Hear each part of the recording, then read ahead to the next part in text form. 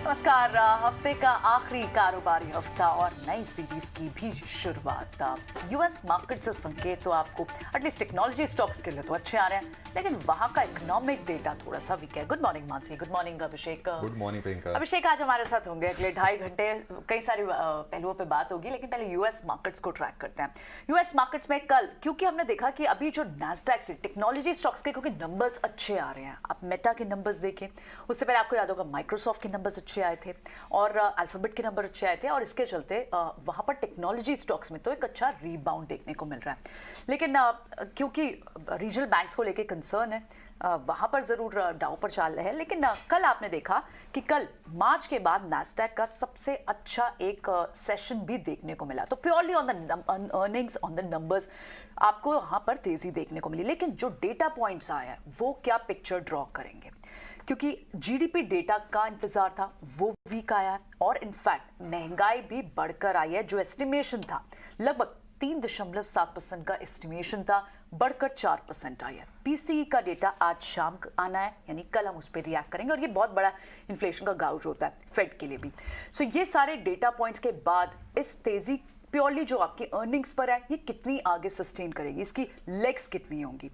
दूसरा जो बड़ा डेवलपमेंट चल रहा है वो क्रूड पर लगातार चल रहा है। लगातार हम देख रहे हैं कि क्रूड पर इकोनॉमिक वरीज का कंसर्न है, स्लो डाउन का कंसर्न है, और जिसके चलते आप देख रहे हैं कि ब्रेंट जो है लगातार दबाव में है।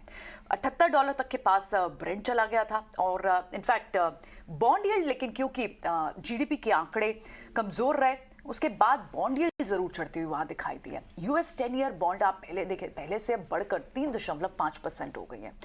डॉलर इंडेक्स हालांकि अब भी 102 के नीचे 101 के पास बना हुआ है। तो ये तो यूएस मार्केट से आपको संकेत दिख रहे हैं। बड़े mix numbers, mix sentiments actually Abhishek, क्योंकि इकोनॉमिक डेटा वीक है, यानी इन्फ्लेशन पर क्या होगा, इंटरेस्ट रेट हाइक क्या होगा, लेकिन मार्केट अभी इस वक्त मोमेंटरी गेन्स को जरूर देख रही है, और मोमेंटरी गेन अर्निंग से आ रहा है आपको। लेकिन ये अच्छी चीज ये है कि देखिए अमेरिका में जो आंकड़े आजकल खराब आ रहे हैं ना, तो उसको अच्छे संकेतों के तौर पर देखा जा रहा है। तो इकोनॉमिक डेटा खराब होना यानी कि अब ये माना जा रहा है कि शायद जो ब्याज दरें बढ़ रही थी उस पर ब्रेक लग जाएगा, जो कि एक बढ़िया ट्रिगर है कम से कम भारतीय बाजारों के लिए, और ग्लोबल मार्केट भी यही चाहते हैं। तो इसको तो अच्छे से देख रहे हैं हम लोग। लेकिन महंगाई का अभी भी कंसर्न बना हुआ है, तो देखना महंगाई अभी कंसर्न है कि फेड कैसे लेगा, क्योंकि दो धारी तलवार है। बट हमें डोमेस्टिक जो ट्रिगर्स है प्रियंका, वो बहुत अभी शानदार हैं, उसको लेकर कोई चिंता नहीं है। और यही वजह है कि अब 18,000 जब पार होगा तो शायद उसके बाद हमें तेजी का ही मोमेंटम दिखेगा। 1000 पॉइंट यहां से एग्जैक्टली दूर है ऑल टाइम हाई से बाजार। बिल्कुल। तो एक बार जरा 4 विंडो में नजर डालते हैं, 4 जो बड़े ट्रिगर्स हैं उसको समझते हैं, और उसके बाद आपको कुछ और घरेलू ट्रिगर जो बाजार के लिए काम करते हुए दिखाई देंगे उस पर भी नजर डालेंगे। तो अमेरिकी बाजार में शानदार तेजी हमने देखी है, और कल डाउ में 500 अंकों से ज्यादा का हमें उछाल देखने को मिला, और घरेलू बाजारों के लिए भी संकेत एसजीएक्स से अच्छे हैं। 70 अंक ऊपर इस वक्त ट्रेड कर रहा है एसजीएक्स निफ्टी। कल शाम जो नतीजे आए, नतीजों के लिहाज से हम देख रहे हैं कि आईटी में थोड़ा सा वीकनेस है। जो बड़ी कंपनियां हैं उनमें, छोटी कंपनियों के नतीजे अच्छा है मिड कैप्स में, लेकिन बैंकिंग के अच्छे नतीजे आए हैं, उसके चलते हमने बैंकिंग सेक्टर के चलते हुए देखा। लेकिन विप्रो ने थोड़ा सा निराश किया है, डॉलर आय और मार्जिन पर हमने दबाव देखा है। लेकिन टेक महिंद्रा और एलटीआई के नतीजे मिले जुल रहे हैं। लेकिन चूंकि एक वन ऑफ राइट ऑफ किया है, एक मुश्त 12,000 करोड़ रुपए के आसपास के एक्सिस बैंक ने, उसके चलते मुनाफे से घाटे में आए हैं। तो ये आज फोकस में रहेगा। और आज के हम नतीजों की अगर बात करें तो निफ्टी में अल्ट्राटेक, और एफएनओ की बात करें तो M&M Financial, India Mart, SBI Card और एल&टी फाइनेंस के नतीजों पर नजर होगी। रेमंड ने अपना जो एफएमसीजी बिजनेस है वो जीसीपीएल को बेच दिया है, और लाइफस्टाइल कारोबार को अलग से लिस्ट कराएगी कंपनी, और रेमंड जो है वो प्योर रियल्टी कंपनी बन जाएगी। ऐसे अपडेट्स आए हैं रेमंड की तरफ से। और आज होटल शेयरों पर फोकस रहेगा, आईएचसीएल के बढ़िया नतीजे आए हैं। तो बाजार के लिए ये ट्रिगर्स हैं, लेकिन कुछ और ट्रिगर्स पर जरा नजर डालते हैं और ये समझते हैं कि आज बाजार में किस तरह से कारोबार होता हुआ दिखेगा। तो जैसा कि प्रियंका ने बताया है कि आज हफ्ते का आखिरी कारोबारी दिन है, और हमने अप्रैल सीरीज की जो एक्सपायरी है वो बहुत ही शानदार नोट पर होते हुए देखी है। 6-8 महीने की सबसे बढ़िया एक्सपायरी हमने देखी है। निफ्टी में 5% के आसपास का उछाल आया है।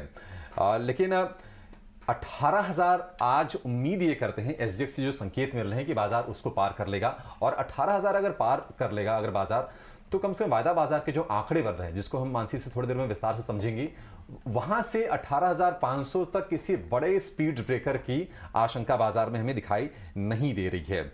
और इसके अलावा बैंकिंग फाइनेंशियल का प्रदर्शन अच्छा है। आईटी में हमने थोड़ी सी इन्फोसिस के निराशा के बाद शेयरों को चलते हुए भी देखा है शुरुआती झटकों के बाद से। अमेरिकी बाजारों से संकेत अच्छे हैं। डाउ 500 अंक चढ़ा है जैसे कि हम चर्चा भी कर रहे थे, और यूएस में अनुमान से कम ग्रोथ है। तो यूएस की इकोनॉमी के लिए थोड़ी सी वरी है, इन्फ्लेशन एक चिंता वहां बनी हुई है, लेकिन कहीं ना कहीं ये एक सेंटिमेंट के लिहाज से हम ये कह सकते हैं कि जो फेड की दरों में लगातार जो बढ़ोतरी हो रही है उस पर ब्रेक लगने की एक संकेत के तौर पर देखा जा रहा है। एफआईआईज की तरफ से भी मोमेंटम मजबूत है। हम देख रहे हैं कि कैश में 2 दिन में करीब 2900 करोड़ रुपए के आसपास की बाइंग आई है, और बाजार के लिए अच्छी चीज एक ये भी है कि ब्रेंट क्रूड $78 के आसपास स्थिर होता हुआ दिख रहा है। चूंकि इकोनॉमिक सेंटिमेंट थोड़े से वीक है, कहीं ना कहीं ग्लोबल डिमांड स्लो डाउन की आशंका जाहिर की जा रही है, लेकिन भारत के लिए निश्चित तौर पर एक बहुत ही बढ़िया ये ट्रिगर, क्योंकि पिछले 15 दिन में अगर हम देखेंगे तो 10-12% के आसपास की कमजोरी क्रूड में आ चुकी है। ज्यादातर एशियाई करेंसीज के मुकाबले अगर हम रुपए की चाल को देखेंगे तो वो मजबूत है, तो वो स्ट्रेंथ दिखाता है रुपए का भी, और बाजार के लिए पॉजिटिव है, क्योंकि एफआईआईज के इन्फ्लोज के बढ़ने का भी ये संकेत होता है भारतीय बाजारों में। लेकिन वायदा बाजार के आंकड़े किस तरह से बने हैं? एक्सपायरी हो गई, अब आज से नई सीरीज की शुरुआत हो गई है, मई सीरीज की। आंकड़े किस तरह से बने हैं ये मानसी आप बताइए। बिल्कुल अभिषेक, देखिए दमदार सीरीज की क्लोजिंग हुई अप्रैल सीरीज की, और मई सीरीज की शुरुआत की अगर बात करें, सेंटिमेंट्स इस वक्त एसडीएक्स निफ्टी से तो इंडिकेशंस दे रहे हैं कि अच्छी पॉजिटिविटी नजर आ सकती है। और सबसे बड़ी बात, जहां एफएनओ के डेटा हम आपको बताने वाले, ये ध्यान में रखें कि 6 सीरीज के बाद ये सीरीज है जो कि सबसे better in terms of return नजर आई है, और ये वही सीरीज है जहां पर रोल ओवर जो है वो लो पिछले 4 सीरीज से हम देख रहे हैं। निफ्टी रोल ओवर से शुरुआत करेंगे, लास्ट 4 एक्सपायरी की बात करेंगे। निफ्टी के रोल ओवर 79 to 64 के लेवल्स के आसपास, 79% जो कि जनवरी में थे वो अप्रैल तक आते आते 64% हो चुके हैं, और बैंक निफ्टी के रोल ओवर 84% to 81% की रेंज में रहे हैं, यानी कि लो रोल ओवर है जो कि पिछले 1 साल में हमने निफ्टी और बैंक निफ्टी में, साल की शुरुआत से रोल ओवर के डेटा जो है काफी इंपॉर्टेंट है आपके लिए जानना, क्योंकि परसेंटेज लेवल्स पर अगर देखेंगे तो एक रेंज में ये नजर आ रहे हैं। रिटर्न्स की अगर बात करें, पिछली 4 एक्सपायरी अगर आप देखेंगे, जनवरी, फरवरी और मार्च में नेगेटिव रिटर्न्स देखने को मिले थे। तो 2023 में ये पहली एक्सपायरी है, अप्रैल एक्सपायरी, जिसमें अगर आप लेवल्स रिटर्न्स के हाथ से देखेंगे तो आपको पॉजिटिव रिटर्न्स मिले। जनवरी में ऑलमोस्ट 2% के नेगेटिव रिटर्न्स थे, फरवरी सीरीज में 2% के नेगेटिव रिटर्न्स थे, मार्च में 2.5% के, लेकिन अप्रैल में आते आते 5% के रिटर्न्स हमने देखे हैं। तो क्लियरली जो अभी थोड़ी देर पहले अभिषेक बता रहे थे, घरेलू संस्थागत निवेशकों का भरोसा भी बढ़ रहा है और विदेशी संस्थागत निवेशकों का भी भरोसा बढ़ा पूरा अप्रैल सीरीज में, और सेंटिमेंट है जो है ओवरऑल, चाहे फिर इंडेक्स स्पेसिफिक हो, स्टॉक स्पेसिफिक हो, सेक्टर स्पेसिफिक हो, काफी सपोर्टिव रहे। बैंक निफ्टी के रिटर्न्स की अगर बात करें, 3% की गिरावट जनवरी सीरीज में थी, उसके बाद भी नेगेटिव थे, 4% फरवरी सीरीज में। मार्च सीरीज में अपने आपको थोड़ा संभाला, क्योंकि आपको याद होगा मार्च सीरीज से ही बैंक निफ्टी की परफॉर्मेंस जो है निफ्टी के मुकाबले शुरू होती दिखी, और अप्रैल सीरीज में आते आते अप्रैल सीरीज में बैंक निफ्टी के रिटर्न्स जो है 7.5%, यानी कि 8% के रिटर्न सिर्फ बैंक निफ्टी ने दिया। तो क्लियर कट इंडिकेशन है कि बैंक निफ्टी की आउट परफॉर्मेंस हर इंडेक्सेस के मुकाबले सामने काफी हद तक पॉजिटिव नजर आ रही है। एफएनओ के संकेत यहां पर आप देख रहे हो। इंपॉर्टेंट सबसे अच्छी बात यह है कि ये पिछले 6 महीनों में सबसे अच्छी एक्सपायरी है रिटर्न्स के लिहाज से। 2022 अक्टूबर में हमने देखा था ऑलमोस्ट 5.5% के रिटर्न्स निफ्टी में मिले थे और 10% के रिटर्न्स बैंक निफ्टी में मिले थे। उसके बाद अब हम पहली दफा देख रहे हैं 5% के रिटर्न निफ्टी में और 7.5-8% के रिटर्न बैंक निफ्टी में। तो 2022 अक्टूबर के बाद की अच्छी अगर सीरीज कोई दिखी तो वो अप्रैल 2023 की है, जो एक्सपायरी कल करती हुई नजर आई वो थी। पिछले 4 एक्सपायरी, पिछले 4 सीरीज की अगर बात करें, उनके ओपन इंटरेस्ट में सबसे इंटरेस्टिंग जानना ये है कि लाइट रहे हैं सीरीज के ओपन इंटरेस्ट के लेवल्स जो हैं। जनवरी, फरवरी, मार्च, अप्रैल के ओपन इंटरेस्ट के लेवल्स आप अपने टीवी स्क्रीन पर देख रहे हैं। गेनर्स पूरी सीरीज के कौन से रहे? देखिए, डिफेंसिव्स में हमने देखा आईटी स्टॉक्स ने भी बचाने की कोशिश की, लेकिन डिफेंसिव्स में फार्मा, हेल्थकेयर और डायग्नोस्टिक ने पलड़ा संभाला। Glenmark pharma almost 30% returns in the entire series कह सकते देखने को मिले। इसी लिस्ट में रियल एस्टेट पैक की चुनिंदा कंपनियां भी शामिल थी और हैवीवेट्स की अगर बात करें, गोदरेज प्रॉपर्टीज 26% के रिटर्न्स, डीएलएफ में ऑलमोस्ट 25% तक के रिटर्न्स भी नजर आए। लूजर्स सीरीज के कौन से रहे? इनमें भी था Ipca laboratories, PNB housing, Infosys जैसे काउंटर्स। तो क्लियरली लूजर्स कुछ तमाम पॉकेट से थे, लेकिन गेनर्स जो है बड़े सारे पॉकेट से, जिसमें कंजम्पशन भी था, रियल एस्टेट भी था, बैंक्स, फाइनेंशियल्स तो ऑफ कोर्स थे ही, और साथ ही हमने देखा कुछ हद तक डिफेंसिव्स ने भी रोल निभाया। प्रीमियम अगर नई सीरीज की देखेंगे, बिल्कुल फ्लैट, नो प्रीमियम, क्योंकि नई सीरीज की शुरुआत हम करने जा रहे हैं और पॉजिटिव रोल ओवर्स जो है बैंक्स, एफएमसीजी, फाइनेंशियल और इंडस्ट्रियल सेक्टर से दिखेंगे। तो पिछली सीरीज में भी ये 4 स्पेसेस पॉकेट्स थे जिस पर नजर थी, इस सीरीज में भी इन्हीं पॉकेट से शुरुआत होनी चाहिए। अच्छी एक्सपायरी हुई है, अप्रैल सीरीज की क्लोजिंग अच्छी हुई है, मई सीरीज के लिए सेंटिमेंट्स पॉजिटिव हैं। पॉजिटिव सेंटिमेंट्स के साथ हमारे टेक्निकल एक्सपर्ट्स का स्वागत करते हैं। कपिल, रत्नेश और संतोष हमारे साथ जुड़ गए हैं। गुड मॉर्निंग जेंटलमैन, आप तीनों का ही स्वागत है। शुरुआत संतोष आपसे करेंगे। नई सीरीज की शुरुआत, क्या ट्रेड स्ट्रैटेजी बना रहे हैं और कल की दमदार क्लोजिंग के बाद आज कौन से अहम लेवल्स आपको लगते हैं? Good morning everyone. मार्केट की बात करें तो मार्केट में एक बहुत ही अच्छा स्ट्रॉन्ग मोमेंटम देखने को मिला through out the April series, क्योंकि अप्रैल सीरीज के शुरुआत वाले जो पहले दिन लो लगाया था वो पूरी सीरीज में होल्ड किया और मार्केट ने एक वन वे रैली दिखाई। और कल के सेशन में एक इंपॉर्टेंट रेजिस्टेंस 17,860 का लेवल निफ्टी ने क्रॉस किया काफ़ी एफर्टलेसली। तो मुझे लगता है मोमेंटम आज भी जारी रहेगा। जो नेक्स्ट टारगेट लेवल आ रहा है वो निफ्टी का 18,100 आ रहा है। जो निफ्टी का जो पूरा फॉल था 18,888 से 16,800 के आसपास का, उसका 61.8% रिट्रेसमेंट करीबन 18,100 के आसपास आता है। तो मेरे हिसाब से निफ्टी में खरीदारी करना चाहिए। 18,100 से 18,200 का इमीडिएट टारगेट जोन है। नॉर्मली एक्सपायरी का जो पहला दिन रहता है, ट्रेंडिंग डे होता है, तो हो सकता है आज ये मोमेंटम जारी रहे। कल बैंक निफ्टी ने अंडर परफॉर्म किया था, निफ्टी ने आउट परफॉर्म किया था, बट मुझे लगता है कि बैंक निफ्टी वापस आज कैचअप करते नजर आएगा। आईटी के कमजोर नतीजे की वजह से शायद निफ्टी थोड़ा सा अंडर परफॉर्म करे और एक्सिस बैंक के अच्छे रिजल्ट्स है, तो बैंक निफ्टी जो 43,080 का जो रेजिस्टेंस है वो आज क्रॉस करते नजर आ सकता है। अगर वो क्रॉस होता है तो हमको एक 43,500 की और रैली देखने को मिल सकती है। सो दोनों में ही खरीदारी का मौका है। बैंक निफ्टी में स्टॉप लॉस रहेगा आपका 42,700 का। इंपॉर्टेंट सपोर्ट्स देख रहे हैं, ठीक है, ये तो संतोष का एक मानना है। अब कपिल से भी समझ लेते हैं कि वो आज कैसे ट्रेड कर रहे हैं। कपिल, थोड़ी सी लॉन्ग शॉर्ट रेशो कम हुई है एफआईएस की, लेकिन सीरीज एक अच्छे नोट पे हुई है। कई सारे पॉजिटिव रोल ओवर्स बहुत सारे सेक्टर्स में है। कैसे रीड करना चाहिए? आप क्या यहाँ से लॉन्ग के ही ट्रेड लेंगे? बिल्कुल। और निफ्टी का तो नो डाउट, निफ्टी के सिर्फ स्टैंडर्ड चार्ट पे हम देखते हैं तो काफी अच्छा एक ब्रेकआउट देखने मिला हुआ है। 17,900 का जो 17,800 जो उसके पहले के रेजिस्टेंस है उसका ब्रेकआउट आया हुआ है। लेकिन हम निफ्टी के इंटरनल कंपोनेंट्स को भी देखते हैं यहाँ पे, तो काफी सारे सेक्टर्स में हमें पॉजिटिव मोमेंटम में देखने मिल रही है। लेट्स से कि जो बैंक निफ्टी के प्रीवियस हर्डल पॉइंट थे, तो उसके क्लोजिंग बेसिस पे बैंक निफ्टी ने भी अच्छा ऊपर में परफॉर्म किया हुआ है। निफ्टी एनर्जी सेक्टर जो एक थर्ड हाईएस्ट वेटेज निफ्टी में रखता है, वो भी अपने 16 वीक के लोअर बैंड पे चल रहा है और वहां से हमें पिकअप देखने मिल रहे हैं। CPSE stock already all time high पे है, FMCG stocks already all time high पे है। रियलिटी स्टॉक्स में भी हमें काफी अच्छे लेवल से रिवर्सल्स देखने मिल रहे हैं। इनडेसिसिवनेस है तो सिर्फ एक आईटी सेक्टर में बोल सकते हैं और कुछ हद तक हम मेटल सेक्टर्स में बोल रहे हैं, लेकिन अंडरनीथ टू द मार्केट काफी सारे सेक्टर्स के भी अंडरलाइंग टोन काफी पॉजिटिव में हो रहा है। तो coming back to the Nifty में भी एक अच्छा सा पॉजिटिव स्टैंड देखने मिल रहा है। 17,800 के ऊपर क्लोज होना काफी अच्छी बात है। 17,700 के ऊपर जब तक मार्केट टिकता है तब तक एक पॉजिटिव टेरिटरी बना के रखेगा और इमीडिएट हर्डल मार्केट में ऊपर की ओर हम 18,150 से 18,200 की यहाँ पे देख रहे हैं। तो व्यू पॉजिटिव रहेगा मार्केट पे। ठीक है, तो व्यू पॉजिटिव है और इसको लेके हमारे एक्सपर्ट्स के बीच में कंसेंसस बन रहा है, क्योंकि जो डेटा फॉर्म हो रहे हैं, जो बाजार की जो चाल रही है, उससे इंडिकेशंस बिल्कुल क्लियर कट मिल रहे हैं। 18,000 तक हम आ गए हैं अब बाजार की अगर हम बात करें तो। लेकिन आगे बढ़ने से पहले और एक्सपर्ट्स ये जानेंगे थोड़ी देर में कि आज ट्रेड क्या करना है, उनके स्टॉक स्पेसिफिक कॉल्स क्या हैं आज बाजार में। उम्मीद करेंगे कि सारे के सारे खरीदारी वाले ही होंगे, लेकिन इसके पहले ये जान लेते हैं, हमारे सहयोगी शरद जुड़ गए हैं कि आज त्रिमूर्ति स्टॉक्स कौन से हैं, वो 3 शेयर जहां पर सबसे ज्यादा आज बाजार का फोकस रहेगा। शरद बताइए।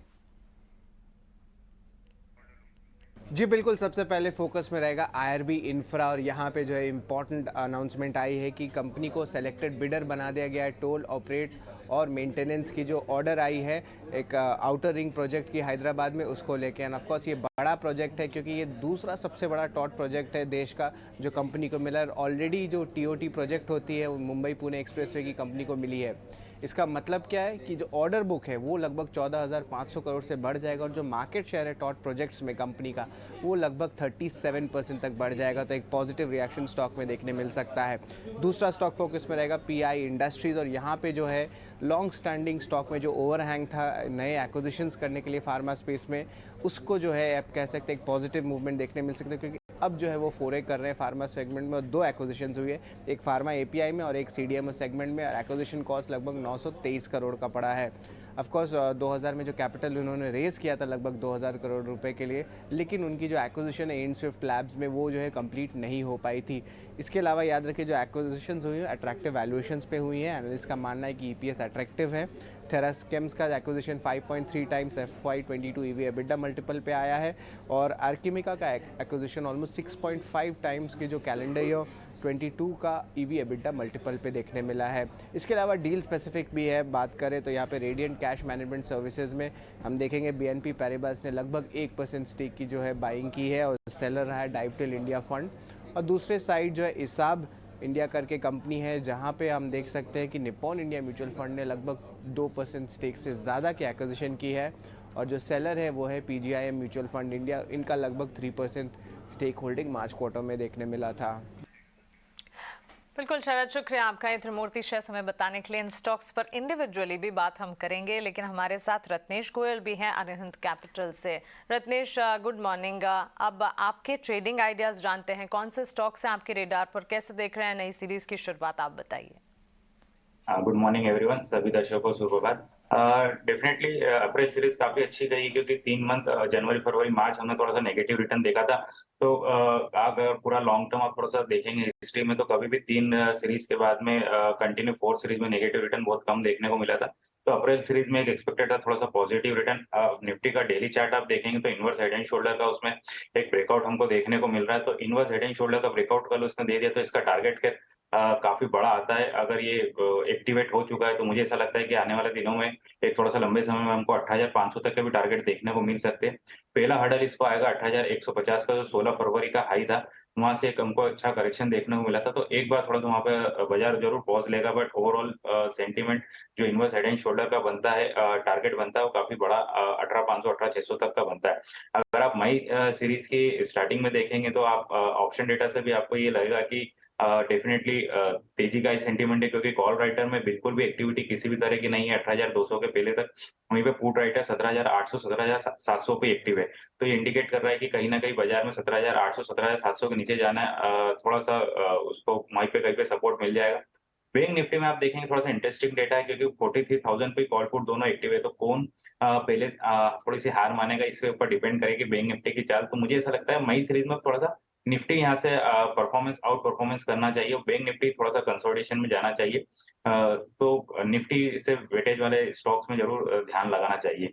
और ट्रेडिंग कॉल आज के लिए सबसे पहले रियल्टी सेक्टर मुझे अच्छा दिखता है। मई में भी थोड़ा सा तेजी बनी हुई रहना चाहिए, तो डीएलएफ पे रहना चाहिए। स्टॉप लॉस 412 का लगाना चाहिए, 435 का टारगेट रहेगा। सेकंड वन टाइटन रहेगा, 2636 का स्टॉप लॉस रहेगा और टारगेट 2704 का। डीएलएफ आपने चूज किया और दूसरा आपने टाइटन चूज किया है, ये 2 स्टॉक्स। संतोष, आपकी आज की स्पेसिफिक रिकमेंडेशंस क्या होंगी? यस, मेरे भी 2 कॉल है, दोनों ही बाइंग साइड है। पहला तो पीएसयू स्पेस है, जैसा मैं लगातार हाईलाइट करते आ रहा हूँ कि पीएसयू स्पेस में एक बड़ी तेजी बनी है और ये शायद FY24 में पूरे साल इन स्पेस पे नजर रखना चाहिए। तो MSTC है, इस स्टॉक में कल अच्छा मोमेंटम देखने को मिला है। स्टॉक में एक फॉलिंग वेज फॉर्मेशन का ब्रेकआउट आया, कल वॉल्यूम भी पिकअप होते दिखे। स्टॉक अपने सारे इंपॉर्टेंट मूविंग एवरेजेस के ऊपर बंद होने में कामयाब रहा है। तो मुझे लगता है मोमेंटम अभी भी जारी रह सकता है, यहाँ पे खरीदारी करनी चाहिए। जो आपका टारगेट रहेगा 310 का रहेगा, स्टॉप लॉस रहेगा 290 का। दूसरा स्टॉक मेरा RBL बैंक रहेगा। कल जहां बैंक निफ्टी ने थोड़ा सा अंडर परफॉर्म किया था, लेकिन कल इस स्टॉक में एक अच्छा मोमेंटम देखने को मिला। प्राइस वॉल्यूम एक्शन अच्छा था। स्टॉक में भी एक फॉलिंग वेज फॉर्मेशन का ब्रेकआउट है, साथ ही कल ही अपने 100 डे मूविंग एवरेज के ऊपर क्लोज हुआ, वो भी अच्छे वॉल्यूम के साथ। अभी से 160 के जो कॉल राइटर है थोड़ा सा नर्वस नजर आ रहे हैं, तो मुझे लगता है यहाँ पे और मोमेंटम बढ़ता दिख सकता है। तो आप 167 के टारगेट के लिए इसको खरीदारी कर सकते हैं। 156 का स्टॉप लॉस रहेगा।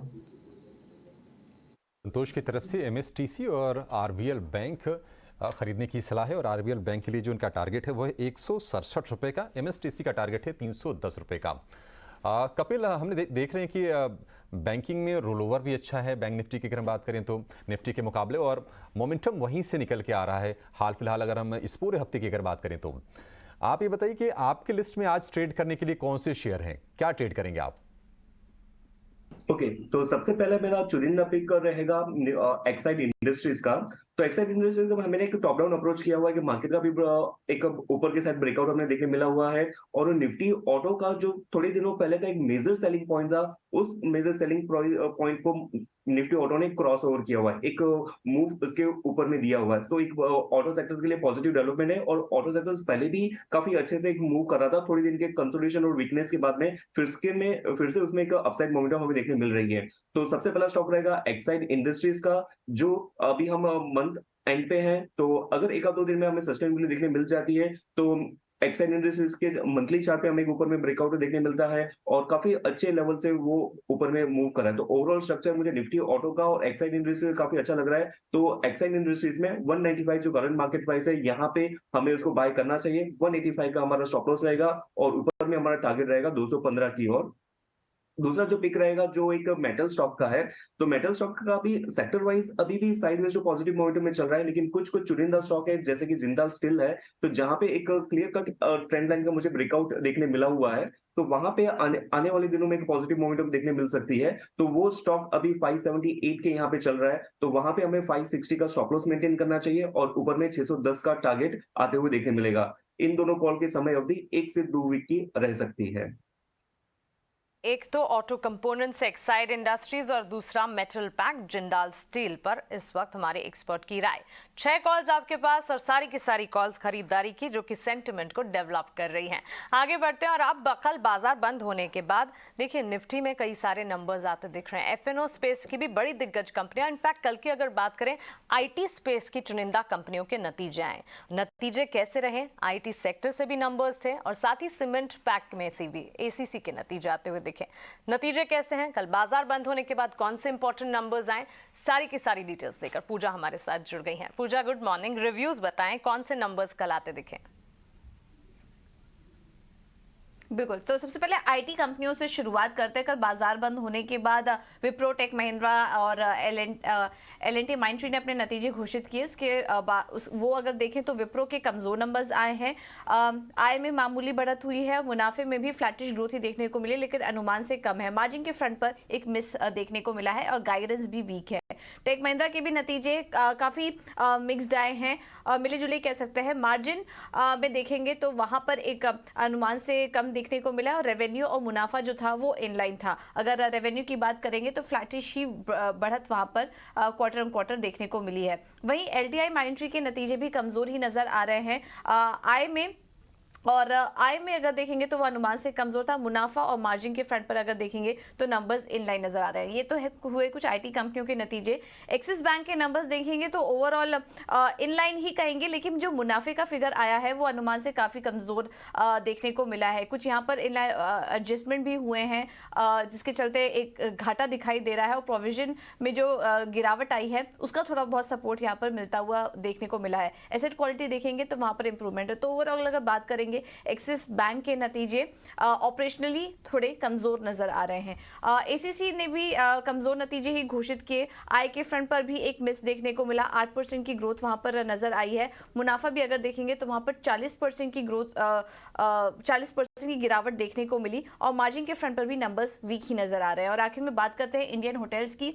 स्ट्रॉन्ग नंबर्स, आय में करीब 80% से ज्यादा की ग्रोथ, और मुनाफे में 370% से ज्यादा की ग्रोथ मुनाफे में भी देखने को मिली, और मार्जिन के फ्रंट पर भी नंबर स्ट्रॉन्ग हैं।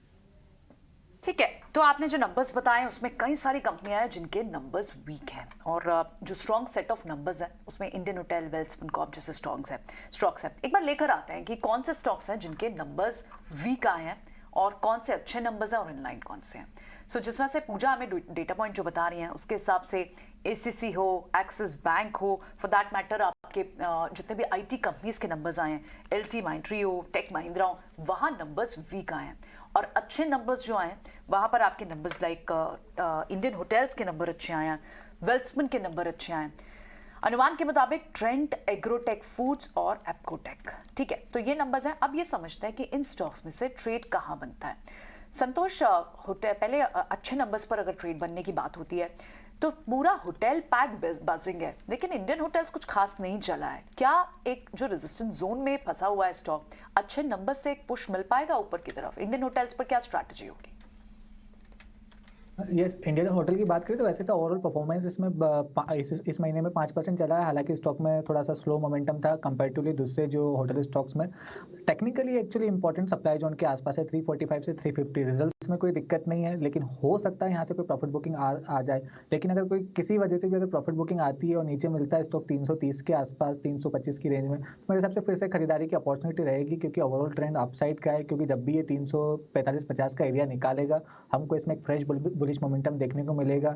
स्टॉक फिर 380-400 की ओर बढ़ सकता है। तो व्यू बुलिश है, रेजिस्टेंस के पास है, तो अगर कोई डिप मिलता है इस वजह से तो खरीदारी के मौके ढूंढना चाहिए।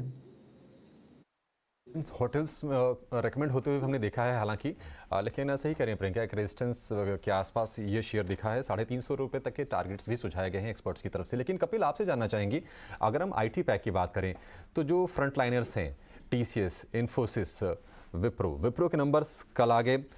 टीसीएस के ठीक ठाक थे, इन्फोसिस ने निराश किया था। लेकिन अगर हम शेयर के प्रदर्शन की बात करें पिछले साल भर में या फिर 1.5 साल में, तो विप्रो ने शायद सबसे ज़्यादा निराश किया है। 400 रुपये तक ये शेयर गिरा, लगा कि शायद थम जाएगा, उसके और नीचे आया, और जो नतीजे जो आए हैं वो कमज़ोर आए हैं कंपनी के। आप जरा शेयर देख के बताइए। हालांकि पिछले कुछ दिन से हम देख रहे हैं कि हल्की हल्की तेज़ी इसमें दिख रही है, क्योंकि आईटी में ओवरऑल थोड़े से बाइंग के सेंटिमेंट्स आए हैं। विप्रो, आपको लगता है कि आज अगर नीचे गिरा, सपोर्ट्स कहां पर उसको मिलेंगे, स्टॉप लॉस आप क्या लगाने की सलाह देंगे? ओके, मैं पहले एक आईटी सेक्टर का जो हमने एक टेक्निकल रीडेबिलिटी की थी, हमारा एक रिसर्च रहा हुआ था, तो काफी इंटरेस्टिंग से डेवलपमेंट है। तो मैं आपको और आपके दर्शक मित्रों को शेयर करना चाहूंगा।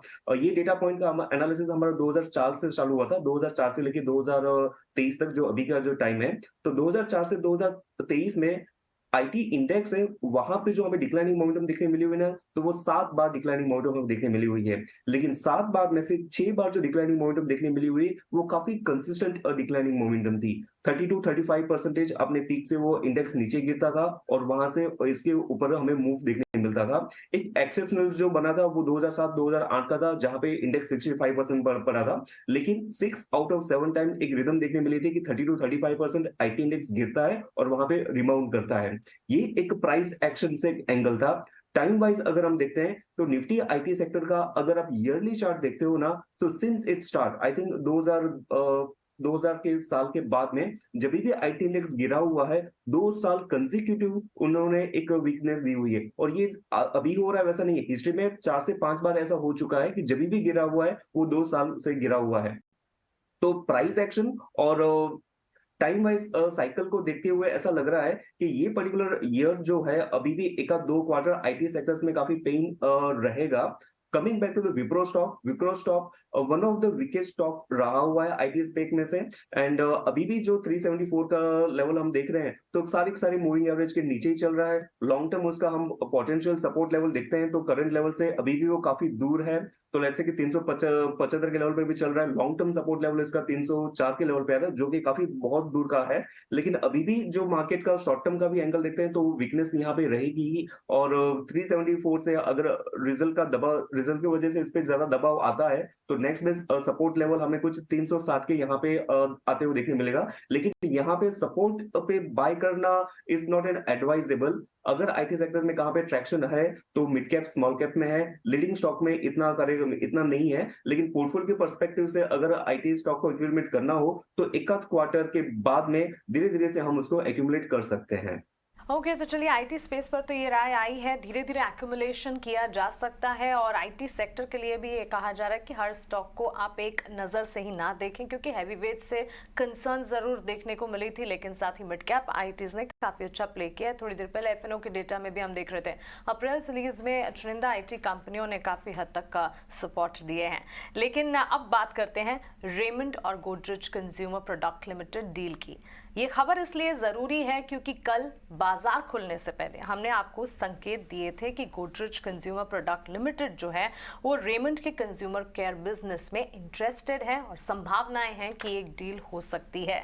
ये खबर की पुष्टि 3:30 बजे बाजार बंद होने के बाद होती हुई दिखी।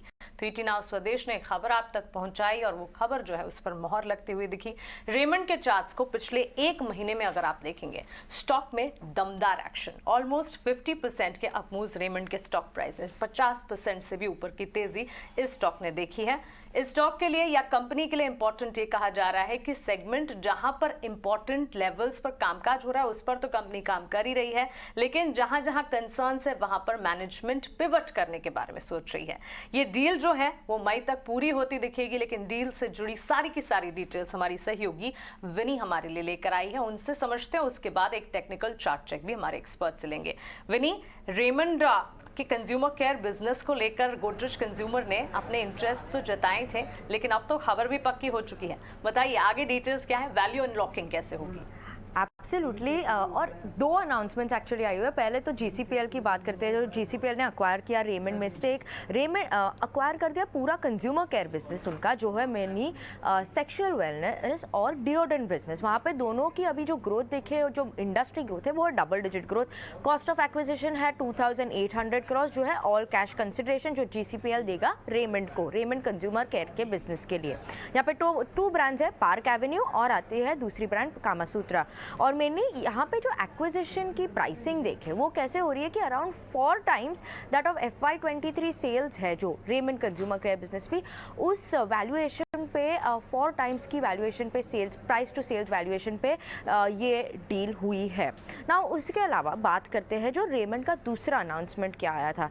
दूसरा अनाउंसमेंट था कि वो डीमर्ज करने वाले अपने लाइफस्टाइल बिजनेस को। लाइफस्टाइल बिजनेस में क्या आता है, रेमंड लिमिटेड में आता था ब्रांडेड टेक्सटाइल, ब्रांडेड अपैरल और कॉटन शर्ट्स बिजनेस। अभी वो शिफ्ट हो जाएगा और वो आ जाएगा रेमंड लाइफस्टाइल, जो है Raymond consumer care business care limited company, वो लिस्ट हो जाएगी। अभी ये लाइफस्टाइल बिजनेस भी पूरा लिस्ट हो जाएगा। और कंपनी ने ये भी बताया कि ये जो 2800 करोड़ वो रिसीव कर रहे हैं गोदरेज कंज्यूमर केयर से, वो पहले तो अपनी डेट पे कर लेंगे। बुक्स में अगर उनकी डेट देखे तो अराउंड 900 करोड़ की उनकी डेट थी 2022 दिसंबर 2022 तक। कंसोलिडेटेड नेट डेट थी अराउंड 932 करोड़ की। तो ये डेट पहले पे कर लेंगे और उसके बाद जो अमाउंट बचेगा वो सब, जो अराउंड 1300-400 करोड़ की बात करें, वो सब यूज होके जाएगा लाइफस्टाइल बिजनेस के इन्वेस्टमेंट के लिए। तो वहाँ पे फर्दर वो ग्रोथ एक्सपेक्ट कर रहे हैं लाइफस्टाइल बिजनेस में। और भूलिए मत कि यहाँ पे जो शेयर होल्डिंग भी होगी रेमंड कंज्यूमर केयर बिजनेस में, जो शेयर होल्डिंग थी अब पहले थी अराउंड 48% प्रमोटर की शेयर होल्डिंग, वो चेंज होकर बढ़ जाएगी 54% की शेयर होल्डिंग। और ऑल्सो है कि यहाँ पे पूरा इन्वेस्टमेंट लगेगा तो ये बिजनेस भी ज़्यादा फटाफट से ग्रो होगा। और ईच शेयर होल्डर जो रेमंड लिमिटेड के शेयर होल्डर्स हैं, 4 शेयर्स ऑफ RCCL उनको मिलेंगे फॉर एवरी 5 शेयर्स हेल्ड। तो ये एक इम्पॉर्टेंट है कि 1 फुल इन्वेस्टमेंट हो रहा है जो उनको GCPL से पैसे मिल रहे हैं लाइफस्टाइल बिजनेस में, और प्रमोटर्स की शेयर होल्डिंग भी थोड़ी इंक्रीज होगी जो कंपनी लिस्ट होने वाली है, जो रेमंड लाइफस्टाइल बिजनेस की कंपनी लिस्ट होगी वहाँ पे। ऑलराइट विनी, ये सारी डिटेल्स ब्रेक डाउन करके समझाने के लिए हमारे व्यूअर्स को बहुत बहुत शुक्रिया आपका। अब चलिए इस पर एक एनालिटिक व्यू एक्सपर्ट्स का भी ले लेते हैं। हिमांशु नायर हैं सिस्टमैटिक से हमारे साथ। हिमांशु, मॉर्निंग। रेमंड्स का फोकस आज से नहीं, पिछले कई क्वार्टर से था डेट फ्री होने का, और ये अटेम्प्ट्स भी इसीलिए किए जा रहे हैं। लेकिन अभी जिस तरह से शेयर होल्डिंग पैटर्न्स चेंज होंगे शेयर होल्डर्स के लिए, इस पूरी नए स्ट्रक्चर से कैसे वैल्यू अनलॉकिंग होगी? जी गुड मॉर्निंग। सो इसमें 2 तरीकों से रेमंड के शेयर होल्डर्स को फायदा हुआ है इस ट्रांजैक्शन से। पहला तो FMCG बिजनेस जो कि बहुत ही छोटा था, नॉन कोर बिजनेस था और मार्जिन्स भी अच्छे नहीं हो रहे थे, उसके लिए उनको बहुत अच्छा वैल्यू मिला है जो हमारी उम्मीद से कहीं ज़्यादा है। और उससे शेयर होल्डर, रेमंड के शेयर होल्डर्स को डायरेक्टली करीब 1000 करोड़ का, रेमंड कंपनी को 1000 करोड़ एडिशनल मिला है हमारी एक्सपेक्टेशन से। एक तो वो हो गया, और दूसरा अभी इन्वेस्टर्स के पास ऑप्शन होगा कि वो चाहें तो केवल अपैरल रिलेटेड बिजनेसेस में इन्वेस्ट कर सकते हैं और चाहें तो रियल एस्टेट और इंजीनियरिंग बिजनेस में इन्वेस्ट कर सकते हैं। तो उनके पास दोनों ऑप्शन भी रहेंगे। एक वो है। तीसरा, प्रमोटर ने इतना कॉन्फिडेंस दिखाया है कि वो कोई भी कैश घर नहीं ले जा रहे हैं, वो पूरा का पूरा बिजनेस में री इन्वेस्ट कर रहे हैं, अपना स्टेक बढ़ा रहे हैं और अपना स्टेक इन बढ़े हुए वैल्यूएशंस पे बढ़ा रहे हैं। तो ये उनका कॉन्फिडेंस दर्शाता है अपैरल बिजनेस के प्रोस्पेक्ट्स को लेकर। और कंपनी अभी डेट फ्री हो जाएगी एक शॉट में। कंपनी अभी और फोकस्ड हो जाएगी, तो इन कारणों की वजह से और री-रेटिंग भी होना चाहिए अपैरल बिजनेस में मेरे हिसाब से। तो ये 2 या 3 आई थिंक फायदे हैं रेमंड के एग्जिस्टिंग शेयर होल्डर्स को, और इसीलिए स्टॉक इतना यहाँ चलने के बाद भी मेरे ख्याल से यहाँ से भी काफी जगह बाकी है स्टॉक में और रिटर्न देने के लिए। तो ये जो डील हुई है ये शेयरधारकों के हक में है। कंपनी अपने डेट को घटाएगी और प्रमोटर का जो हिस्सा बढ़ना है वो पॉजिटिव माना जा रहा है। इस पर एक हम टेक्निकल एनालिसिस भी करेंगे शेयर का, क्योंकि लगातार तेजी बनी हुई है। क्या अभी आपको लेना है या फिर थोड़ा रुक के लेना है, ये सब कुछ समझेंगे। लेकिन एक बड़ी खबर आ रही है वो ये कि सेबी ने LIC कर्मचारी के खिलाफ अंतरिम आदेश पारित कर दिया है और ये फ्रंट रनिंग का मामला बताया गया है। जिन कर्मचारियों के खिलाफ आदेश पारित किया गया है उनके नाम भी आ गया है। निवेश विभाग के कर्मचारी के खिलाफ ये अंतरिम आदेश पारित किया गया है और सेबी ने अपने आदेश में फ्रंट रनिंग का आरोप लगाया है। तो LIC से जुड़ी एक बड़ी खबर, डीलर योगेश गर्ग और 4 रिश्तेदारों पर कारोबार करने पर रोक लगा दी गई है। तो डीलर्स के खिलाफ एक्शन लिया है SBI ने फ्रंट रनिंग के मामले में, और सिक्योरिटीज में यानी कि शेयरों में कारोबार करने पर अगले आदेश तक रोक लगा दी गई है। इंटरिम ऑर्डर है, ये आप ध्यान रखिएगा।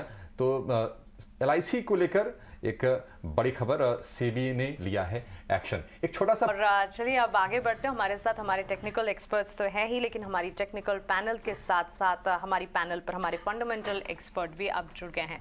अब हमारे साथ जुड़े हैं टोटल वेल्थ से रोहन मेहता। रोहन, गुड मॉर्निंग, स्वागत है आपका 18 आवर स्वदेश पर। शुरुआत वैसे आपके फंडामेंटल आइडिया से हम जरूर करेंगे, लेकिन रेमंड में जो लेटेस्ट डेवलपमेंट हुआ है, वैल्यू अनलॉकिंग तो क्लियरली यहाँ पर नजर आ भी रही है। और रेमंड के लिए अगर आप देखें, इनके सारे के सारे सेगमेंट्स जो हैं वो सेगमेंट्स में अच्छा खासा डेवलपमेंट भी हुआ है, लेकिन सबसे ज्यादा इंपॉर्टेंस इस वक्त उन सेगमेंट्स पर दी जा रही है जहां पर काफी हद तक एक नेक्स्ट लेवल डेवलपमेंट है। और जहां पर कंज्यूमर बिजनेस की अगर बात करें, इनके कंज्यूमर बिजनेस में गोदरेज कंज्यूमर को लेकर जो लेटेस्ट डेवलपमेंट आया, गोदरेज कंज्यूमर ने अपना भरोसा जताया, उसके बाद क्लियरली रेमंड के लिए तो वैल्यू अनलॉकिंग ये नजर आएगी। लेकिन दोनों स्टॉक्स पर कंजम्पशन थीम पर भी इस वक्त फोकस है, तो गोदरेज कंज्यूमर और रेमंड पर आपकी फंडामेंटल एनालिसिस क्या कहती है, आप बताइए। Good morning. First of all disclaimer, हमारा फंड और हमारा निजी इन्वेस्टमेंट्स रेमंड में है और हमने 1 साल पहले किया था। देखो, जब हमने ये कंपनी देखी थी तब बहुत डीप कट वैल्यूएशंस पे थी, जहाँ पे हम रिटेल की बात करते हैं, रियल एस्टेट की बात करते हैं, और जब क्लोथिंग की बात करते हैं तब ये 7 to 8 टाइम्स के वैल्यूएशन पे मिल रहा था, जहाँ पे market was average at 20-25 times. So एक बहुत सारी इंडिपेंडेंसी थी कि मिस्टर सिंघानिया का फोकस ये कंपनी में कंपैरेटिवली कम था, और एक बहुत सारी हवा थी मार्केट में बिकॉज ऑफ हिज फादर और ये और बहुत सारी चीज थी। पर जब हम मैनेजमेंट को मिले और जहाँ पे बहुत सारा प्रोफेशनल डेवलपमेंट हो रहा था, जहाँ पे फोकस क्लोथिंग पे था, 400 करोड़ के स्टोर्स खर्चा बंद हो गया क्योंकि वो उसने प्रीमियम स्टोर्स बंद कर दिए कोविड के बाद। और ये जो न्यूज़ थे, बिकॉज वो बहुत सारे 1-1.5 साल से कार्ड्स पे थे, बिकॉज दे वांट के ये अपना जो पार्क एवेन्यू और कामासूत्र ब्रांड है वो कहीं ना कहीं वो लोग बेचना चाहते हैं और फोकस एक सेगमेंटल पार्ट पे करना चाहते हैं। और कंपेटिटिवली रियल एस्टेट भी बहुत अच्छा चल रहा था, जो थाने में बहुत सारी हायर मिडिल क्लास जगह पे है जहाँ पे वो लोग का प्रोजेक्ट्स है। सो हमको बहुत चीप वैल्यूएशन लगा, बहुत क्वेश्चंस उठे हमारे इन्वेस्टर पे, आपने क्यों ऐसी कंपनी ली। पर मोटा मोटी it was a pure turnaround story which we were looking forward for, और ये 1 साल के बाद अब टर्न अराउंड हुआ है। और यहाँ पे बहुत सारी जगह है ऊपर के स्पेस में भी, बिकॉज ये कंपनी का वैल्यूएशन होगा, रीइनिशिएट होगा, और ये कंपनी बहुत चीप मिल रही है हर एक सेगमेंट पे। और क्लोथिंग एक बहुत बड़ा ब्रांड है जो भी हम उसको डिस्कार्ड कर रहे हैं, जो फॉरेन में इतनी हायर स्टिचिंग्स का बहुत प्रीमियम सेगमेंट होता है जो रेमंड इंडिया में ला रहा है। तो on it segment we are very positive it, we are expecting 2500 rupees on cards of Raymond 1 साल में। गोदरेज कंज्यूमर के लिए ये पॉजिटिव इसलिए होगा क्योंकि गोदरेज कंज्यूमर कहीं ना कहीं मार्जिन और बड़ी ब्रांड के लिए हो रहा था, क्योंकि उसके पास एक बड़ी ब्रांड आ जाए तो उसके लिए भी पॉजिटिव है। पर I think so Raymond is a pure turnaround story. Rohan, interesting, आपसे चर्चा आगे भी जारी रहेगी और इनफैक्ट आगे हम ब्रोकरेज हाउस के व्यूज़ भी समझेंगे। कई सारी कंपनीज पे रिपोर्ट्स आई हैं, इनफैक्ट आईटी पर भी आई हैं, ममाक्षी हमारे से जुड़ेंगी, लेकिन उनसे बाद में जाएंगे उनके पास। पहले हमारे साथ कुणाल स्टूडियो से बने हुए हैं, उनसे समझते हैं कि आज वो क्या ट्रेड ले रहे हैं। मॉर्निंग कुणाल। कुणाल, क्या होगी स्पेसिफिक रिकमेंडेशन आज की? तो दो बाय कॉल यहाँ पे रहेगी। पहला इनफैक्ट रहेगा रिलायंस इंडस्ट्रीज पे, जो मेरा मानना है कि अंडर परफॉर्म किया है, बट हो सकता है कि आने वाले एक हफ्ते में ये स्टॉक बहुत ज़्यादा स्ट्रांगली इनलाइन पार्टिसिपेट कर सकता है। तो 2450 का टारगेट रख सकते हैं रिलायंस इंडस्ट्रीज पे, और स्टॉप लॉस रख सकते हैं कुछ 2350 के आसपास। और सेकंड स्टॉक है डीएलएफ, जिस पे मैं एक्सट्रीमली स्ट्रॉन्ग बुलिश हूँ। मेरा मानना है कि स्टॉक एक बहुत ही स्ट्रॉन्ग ब्रेकआउट दे रहा है। जो वीकली और मंथली चार्ट्स में था वो क्वार्टरली चार्ट्स में भी रिफ्लेक्ट हो रहा है डीएलएफ में। तो ये बहुत बड़ा मूव हो सकता है स्टॉक के लिए आने वाले कुछ एक समय के लिए। शॉर्ट टर्म ट्रेडर्स यहाँ पे टारगेट रख सकते हैं 440 का, स्टॉप लॉस 410। जी शुक्रिया कुणाल। ये बढ़िया दो दमदार कुणाल का धमाल शेयर। आरआईएल पर आज बाई कॉल है 2450 के टारगेट के लिए, 2340 के स्टॉप लॉस से 2200 के स्तर से लगातार हम बढ़िया इसमें बाइंग देख रहे हैं, और धीरे धीरे करके शेयर फिर से 2500 रुपये वाले लेवल की तरफ जा रहा है। और डीएलएफ पर हमारे एक्सपर्ट्स का व्यू लगातार बुलिश है। कल भी हमने क्लोजिंग शो में इस पर कॉल्स आते हुए देखी थी, और आज भी हमारे दो एक्सपर्ट्स की डीएलएफ पर ये रणनीति। लेकिन आप ये जानना चाहते होंगे कि विप्रो के नतीजे आए थे, कल टेक महिंद्रा के नतीजे आए थे, उसके बाद ब्रोकरेज हाउसेस का क्या व्यू बन रहा है, ये जानने के लिए चलेंगे सीधे वामाक्षी के पास। वामाक्षी बताइए। जी बिल्कुल, शुरुआत करेंगे हम टेक महिंद्रा के साथ। हम देख रहे हैं कि कंपनी के चौथे तिमाही नतीजों के बाद दो ब्रोकरेजेस आए हैं, जेपी मॉर्गन और नोमिरा की तरफ से। जेपी मॉर्गन ने अपनी अंडरवेट की राय ज़रूर बरकरार रखी, टारगेट प्राइस दिया 900 प्रति शेयर का। नोमिरा की तरफ से हालांकि खरीदारी की राय ज़रूर आ रही है, मगर उन्होंने अपना टारगेट प्राइस 1250 से घटाकर 1155 कर दिया है। जेपी मॉर्गन का कहना है कि ओवरऑल अगर हम नतीजे देखें तो राधा मिक्स्ड रहे हैं, सॉफ्ट साइनिंग्स नजर आए हैं, और उनका मानना है कि first half of FY24 company के लिए चैलेंजिंग रह सकता है। मार्जिन में जो ड्रॉप दिखा है वो काफ़ी शार्प था, और मार्जिन एक्सपेंशन चैलेंजिंग रहेगी। इसके अलावा उनका कहना है कि 100% डिविडेंड पे आउट FY23 के लिए जो कंपनी ने दिया है वो एक पॉजिटिव सरप्राइज है। इसके अलावा नोमिरा का मानना है कि चौथे तिमाही का जो आय है वो अनुमान से काफ़ी मजबूत रहा है, मगर सॉफ्टनेस अभी भी टॉप 5 क्लाइंट्स में जारी है।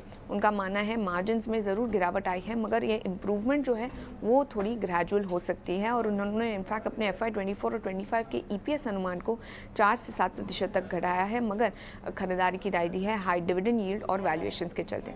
इसके अलावा विप्रो भी हमारे रेडार पर है। दो ब्रोकरेज रिपोर्ट्स यहाँ पर भी आ रहे हैं, और दोनों ही ब्रोकरेजेस ने अपने टारगेट प्राइस को घटाया है। जेपी मॉर्गन ने अंडरवेट की राय दी है, क्रेडिट स्विस ने अंडर परफॉर्म की राय दी है, और दोनों ही ब्रोकरेजेस ने अपने टारगेट प्राइस को घटाया है। जेपी मॉर्गन ने 360 से 350 कर दिया है, और क्रेडिट स्विस ने 340 पर अपना टारगेट प्राइस ला लिया है। जेपी मॉर्गन का मानना है कि चौथे तिमाही के नतीजे वीक थे। ग्रोथ को लेकर मार्जिन्स हालांकि कंपनी ने मेंटेन किए हैं, मगर कंज्यूमर डिस्क्रिशनरी में हायर एक्सपोजर और अर्निंग्स रिस्क के चलते उन्होंने अंडरवेट की राय को बरकरार रखा है। और क्रेडिट स्विस का मानना है कि चौथे तिमाही में कंपनी के नतीजे अनुमान से कमज़ोर आए हैं। फर्स्ट क्वार्टर की गाइडेंस काफ़ी चैलेंजिंग FY24 की तरफ इंडिकेट कर रही है, मगर जो लार्ज बायबैक कंपनी ने अनाउंस किया है वो स्टॉक को नियर टर्म सपोर्ट प्रोवाइड कर सकता है, मगर लार्ज नेगेटिव ऑपरेटिंग लेवरेज के चलते मार्जिन में इंप्रूवमेंट इतनी नहीं होगी। तो लार्जली अगर हम देखें विप्रो पर दोनों ही ब्रोकरेजेस इतने पॉजिटिव नहीं नजर आ रहे हैं। ओके, तो चलिए ये सारे के सारे ब्रोकरेज रिपोर्ट्स हैं जिस पर आपको नजर रखनी चाहिए, और सारे के सारे ब्रोकरेज रिपोर्ट के साथ अब हम आपको एक बिग बुल ब्रोकरेज भी बताते हैं। हर रोज एक ऐसी ब्रोकरेज रिपोर्ट जो कि आउटस्टैंड कर सकती है, उस रिपोर्ट पर भी फोकस कीजिएगा। लेकिन इस वक्त अगर आप देखें, क्योंकि IT सेक्टर से जुड़ी कंपनियों के नतीजे आए हैं, IT सेक्टर से जुड़ी हुई ब्रोकरेज रिपोर्ट्स भी हैं, और उसके अलावा कई सारे स्टॉक्स भी हैं जिस पर नजर रखनी चाहिए। लेकिन संतोष, मेरी नजर जा रही है यहाँ पर चेन्नई पेट्रो के स्टॉक पर। चेन्नई पेट्रो हमने देखा कल भी अच्छा एक्शन दिखा रहे थे। ऑयल रिफाइनिंग काउंटर्स जो है MRPL, चेन्नई पेट्रो, इस पर एक बार टेक्निकल चार्ट चेक कीजिए। 13 से 14% के अप मूव 309 के लेवल्स पर इनफैक्ट यहाँ पर चेन्नई पेट्रो।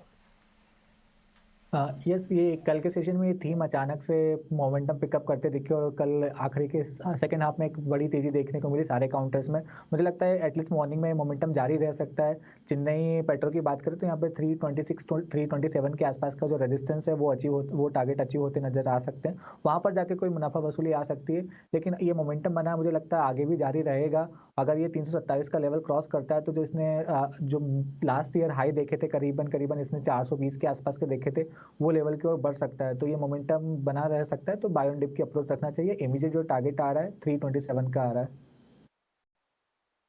चेन्नई पेट्रोकेम पे एक टारगेट रहा। कुछ और स्टॉक्स को भी डिस्कस करते हैं। हमने आईआरबी इंफ्रा की बात की और साथ ही पीआई इंडस्ट्रीज की भी बात की।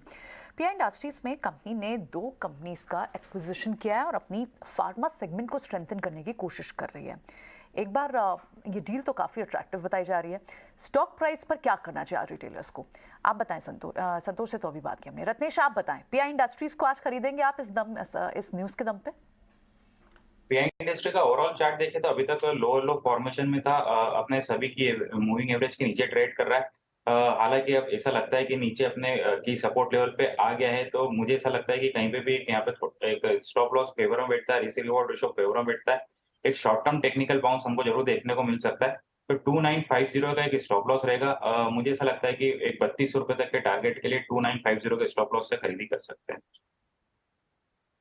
2950 रुपए के स्टॉप लॉस के साथ पीआई इंडस्ट्रीज में खरीदारी कर सकते हैं। लेकिन रत्नेश, आपसे ये जानना चाहेंगे, बजाज फाइनेंस और बजाज फिनसर्व नतीजे अच्छे आए थे और दोनों ही स्टॉक हमने चलते हुए देखा। कल ये निफ्टी के कल ये टॉप गेनर्स में शामिल थे। आज कैसी आप इसमें चाल देख रहे हैं? क्या जिन्होंने लॉन्ग किया है उनको लॉन्ग में बने रहना चाहिए अभी, या कुछ फ्रेश किसी को बाइंग करनी हो तो वो कर सकते हैं क्या? बजाज फाइनेंस का पहले अपन देखे चार्ट तो एक इसमें भी कंटिन्यू आप देखेंगे एक ट्रेंड लाइन का ब्रेकडाउन दिया था। इसमें की एवरेजेस के नीचे ट्रेड कर रहा है। डेली चार्ट में तो कंटिन्यू इसमें लोअर लो था, बट वीकली चार्ट में इसने अपने 200 के मूविंग एवरेज को होल्ड करा है और एक अच्छा थोड़ा सा बेस फॉर्मेशन बनाते हुए दिख रहा है। तो मुझे ऐसा लगता है कि बजाज फाइनेंस में धीरे धीरे कुछ एक्यूमुलेट करना चाहिए और जो कल जो मोमेंटम था वो भी थोड़ा सा कंटिन्यू रह सकता है। इसमें आने वाले दिनों में हमको 6400 6500 तक के टारगेट देखने को मिल सकते हैं। हम यहाँ पे स्टॉप लॉस लगाएंगे। अगर किसी के पास पुराना रखा हुआ है तो उनको उसको सजेस्ट करूंगा कि 6080 का ट्रेल स्टॉप लॉस करे और कोई नई पोजीशन लेना चाहता है तो उनके लिए स्टॉप लॉस रहेगा 6050 का। और आने वाले दिनों में 6400 6500 ये टारगेट हमको बजाज फाइनेंस में देख सकते हैं। बजाज फिनसर्व में एक थोड़ा सा बजाज फिनसर्व में बजाज फाइनेंस का दोनों चार्ट को कंपेयर करो तो बजाज फाइनेंस का चार्ट थोड़ा सा ज्यादा स्ट्रॉन्ग दिखता है कंपेयर टू बजाज फिनसर्व। बजाज फिनसर्व में अभी बेस फॉर्मेशन चल रहा है बट अभी तक पूरा कंप्लीट नहीं हुआ, किसी भी तरह का रिवर्सल नहीं है, तो इसमें थोड़ा सा वेट करना चाहिए। इसमें जब ट्रिगर होगा 1390 के ऊपर इसमें बाय ट्रिगर होगा तब उसमें मेरे हिसाब से ध्यान लगाना चाहिए और फिर वहां पे स्टॉप लॉस रहेगा 1360 का, फिर टारगेट बनेगा 1450 का। तो बजाज फिनसर्व अभी थोड़ा सा वेट करें, बजाज फाइनेंस में जरूर रैली को प्ले कर सकते हैं।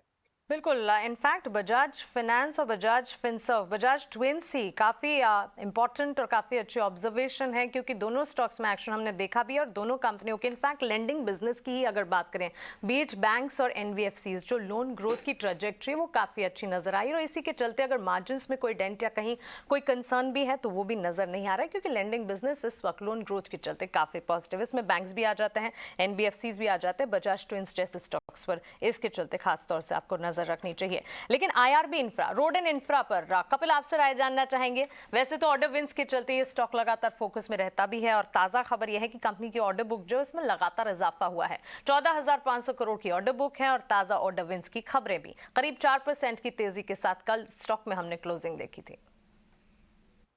यस, आईआरबी इंफ्रा हम देख रहे हैं कि पिछले काफी सालों से स्टॉक 2010 से हम देख रहे हैं कि इसका जो एक 30 रुपए का लेवल था जो वहां पे काफी टाइम से एक रेजिस्टेंस लेते हुए आ रहा था, लेकिन यहाँ पे जो 30 रुपए के फिर से वो अपने ऑल टाइम हाई के यहाँ पे ही है, लेकिन ऑल टाइम हाई के लेवल के यहाँ पे वो अपना बेस बना रहा है। अगर जेन्युइन रेजिस्टेंस लेवल होता था तो वहां पे टच करके हमें इमीडिएटली सेलिंग प्रेशर देखने मिलनी चाहिए थी, लेकिन यहाँ पे हमें कोई सेलिंग प्रेशर देखने नहीं मिल रहा है। स्टॉक प्राइस अपने हाई लेवल पे सस्टेन कर रहा है, तो इसका मतलब ये बनता है कि कहाँ ना कहाँ पे इसमें बाइंग इंटरेस्ट तो नीचे के लेवल पे डेवलप हो रहा है। और शॉर्ट टर्म टाइम फ्रेम हम देखते हैं तो काफी अच्छा करेक्शन हुआ था, 36 से लेके 23 रुपीज तक इसका करेक्शन हुआ था। इसके बाद में स्टॉक प्राइस में अच्छी खासी ऊपर में पिकअप भी देखने मिला हुआ था। स्टॉक का 27 लेवल पे है, एक माइल्ड रेजिस्टेंस लेवल पे है, लेकिन ये रेजिस्टेंस लेवल का मायने काफी कम होते हैं, लेकिन just for the confirmation purpose 27.40 के ऊपर ये स्टॉक सस्टेन करता है, हमें मूव होते हुए देखने मिलता है, तो इस स्टॉक में जरूर से हमें बाय का अप्रोच देखना चाहिए। नीचे में स्टॉप लॉस आपका 26 का आएगा, 2 रुपए का फर्क है, लेकिन ऑन द बेस 2 रुपए काफी बड़ा है, लेकिन ऑन द हायर साइड इसके टारगेट्स भी कहां ना कहां 32 31 तक हमें खुलते हुए देखने मिल सकते हैं। तो अंडरलाइन टोन कंस्ट्रक्शन सेक्टर्स का और इंफ्रा का काफी अच्छा ही है ऑलरेडी, और स्टॉक ऑल टाइम हाई पे के यहाँ पे सस्टेन कर रहा है और लो टाइम फ्रेम में भी कुछ पॉजिटिव मोमेंटम देखने मिल रही है, तो इसमें व्यू पॉजिटिव रहेगा। आप यहाँ पर बाय रिकमेंडेशन दे रहे हैं। आईआरबी इंफ्रा पर, ठीक है। कुछ और ट्रेड्स डिस्कस करते हैं। एक्सिस बैंक, हालांकि यहाँ पर भी आपको डिपॉजिट ग्रोथ तो दिखी है, पैट भी अबव एस्टिमेट रहा है, थोड़ी सी इनकी एनआईआई एक्सपेक्टेशन से कम रही है और बैंक्स के लिए एनआईआई इंप्रूव बड़ी फिगर होती है। कैसे ट्रेड करना चाहिए आज संतोष एक्सिस बैंक को? यस, एक्सिस बैंक के वैसे देखा जाए तो कुछ पैरामीटर पर रिजल्ट्स अच्छे हैं। वो एक तो लॉस उसका सिटी की डील की वजह से उन्होंने वन टाइम प्रोविजनिंग की है, बट टेक्निकली जरूर इसको थोड़ा सा हर्डल है 900 के आसपास। बट मुझे लगता है ओवरऑल स्ट्रक्चर बुलिश है, हो सकता है मार्केट इस रिजल्ट्स पे पॉजिटिवली रिएक्ट भी करे और 900 का लेवल निकालता है तो ऊपर में हमको 930 940 तक की रैली देखने को मिल सकती है। और इन केस किसी वजह से डिप मिलता है 870 की रेंज में तो मेरे हिसाब से खरीदारी के मौके ढूंढना चाहिए। ओवरऑल स्ट्रक्चर बुलिश है और इसमें बाइंग के साथ ही बने रहना चाहिए। ठीक है, एक्सिस बैंक में बाइंग के साथ ही बने रहना चाहिए। 881 रुपये के आसपास के स्तर फिलहाल हैं, लेकिन एक शेयर गेल हालांकि स्लो मूवर है, लेकिन धीरे धीरे करके शेयर 110 रुपये के आसपास आ गया है। लेकिन आज एक खबर आई है कि नॉर्जिस बैंक इसको अपने वेल्थ फंड से, इंडिया वेल्थ फंड से गेल को हटाएगा। इसका आप किस तरह का असर देख रहे हैं? गेल के शेयर को किस तरह से ट्रेड करना चाहिए, रत्नेश आप बताइए। का चार्ट देखिए कंटिन्यू हायर है फॉर्मेशन पे बना हुआ है। जो आप न्यूज बता रहे हो सकता है थोड़ा सा उससे कुछ नेगेटिव रिएक्शन आया, क्योंकि चार्ट पे भी आप देखेंगे थोड़ा सप्लाई जोन है 115 116। ये जो यहाँ पे ट्रिपल टॉप बने हुए 116 रुपए के आसपास में, तो ये जरूर एक सप्लाई जोन है। नीचे कहीं पे रीजन से, न्यूज के रीजन से कहीं पे मिलता है तो मेरे हिसाब से बाइंग अपॉर्चुनिटी अच्छी बन सकती है। 105 104 रुपए के लेवल काफी बाइंग मुझे लगता है कि अट्रैक्टिव लेवल हो सकते हैं बाइंग के लिए। वहां पे एक स्टॉप लॉस लगाना चाहिए 100 रुपए का। रिस्क रिवॉर्ड रेशियो फेवर में बैठता है। वापिस से फिर वहां से 116 रुपए तक की तेजी देखने को मिल सकती है। 116 रुपए के इसमें क्लोजिंग के बाद में एक फ्रेश ब्रेकआउट आएगा, एक लंबी तेजी के लिए तैयार हो जाएगा ये। वहां से फिर 130 रुपए तक के टारगेट में हमको देखने को मिले आने वाले दिन। गेल के लिए वॉच आउट किया जाए इसे। लेकिन संतोष, ग्लेनमार्क लाइफ और आरती सर्फैक्टेंट्स दोनों में से कौन सा स्टॉक चुना जाए, क्योंकि दोनों कंपनियों के नतीजे कल आते हुए दिखे और नंबर स्ट्रांग थे और स्ट्रांग नंबर से ठीक पहले स्टॉक में रिएक्शन भी ऑलमोस्ट 3-3% की तेजी दोनों स्टॉक्स में हमने देखी है। ग्लेनमार्क लाइफ में मार्जिन एक्सपेंशन भी हुई है और इनके कामकाजी मुनाफे में भी बढ़त देखने को मिली। आरती सर्फैक्टेंट्स में नेट प्रॉफिट का फिगर जो काफी इंटरेस्टिंग 96% के अप मूव्स यहाँ पर नजर आए। टेक चार्ट चेक कीजिए। के लिए बात करें तो ग्लेनमार्क लाइफ का चार्ट स्ट्रक्चर काफी स्ट्रॉन्ग है। दोनों ही ग्लेनमार्क फार्मा और ग्लेनमार्क लाइफ में लोअर लेवल से बहुत अच्छी रैली देखने को मिली है। और ग्लेनमार्क लाइफ की बात करें तो एक क्लासिकल डबल बॉटम फॉर्मेशन का ब्रेकआउट आ चुका है। इमीडिएटली एक जरूर थोड़ा बहुत हर्डल है 485 के आसपास का, बट मुझे लगता है वो लेवल क्रॉस होते हुए नजर आएगा। स्टॉक धीरे धीरे करके मैं 580 600 की ओर बढ़ने की कोशिश करेगा, तो यहाँ पे पॉजिटिव व्यू है। नीचे अब अगर किसी वजह से डिप भी मिलता है तो 450 का लेवल एक अच्छे सपोर्ट का काम करेगा। आरती सर्फैक्टेंट्स की बात करें तो इसने भी बॉटम तो बना दिया है और लगता है कि आज इसमें एक पॉजिटिव मोमेंटम देखने को मिल सकता है। यहाँ एक फ्लैग फॉर्मेशन बन रहा है। इमीडिएटली 660 जो इसका 200 दिन का मूविंग एवरेज है वहां तक के टारगेट नजर आते हैं। वहां पर कोई मुनाफा वसूली आ सकती है। 660 क्रॉस करता है तो फिर कोई मेजर तेजी देखने को मिलेगी। नीचे जो सपोर्ट का काम करेगा वो रहेगा 595 का लेवल, तो 595 के स्टॉप लॉस से बने रहना चाहिए for the immediate target of 660 and उसके ऊपर निकलता है तो फिर 800 रुपए तक की वेबसाइट देखने को मिल सकती है। ठीक है, ऑलराइट। अब आगे चले बढ़ते हैं और इस वक्त हो गया है मुनाफे का फंडा। हमारा खास निमेश ठक्कर आज हमारे साथ, उनसे बात करते हैं।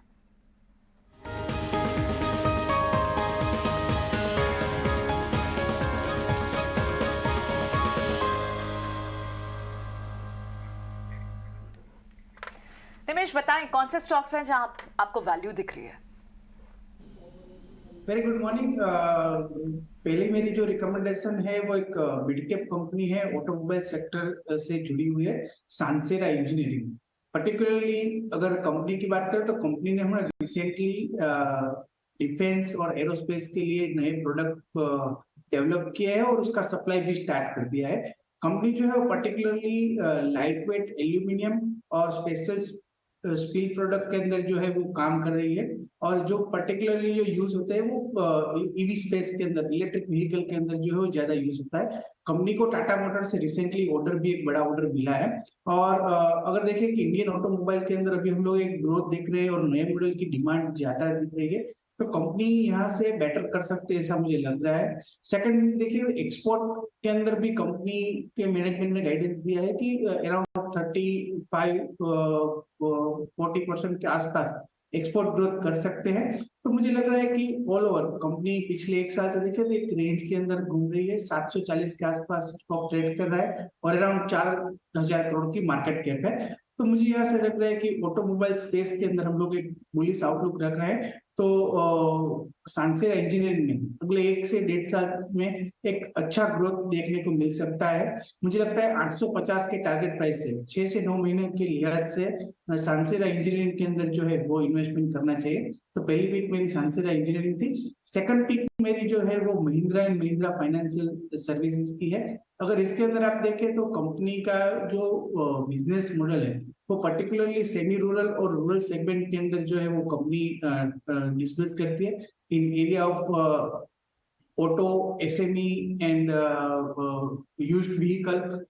मुझे लगता है कि अभी जो रूरल सेगमेंट के अंदर प्री इलेक्शन ईयर चल रहा है और साथ में लोग क्रेडिट अपटेक भी देख रहे हैं बैंकिंग सेक्टर के अंदर।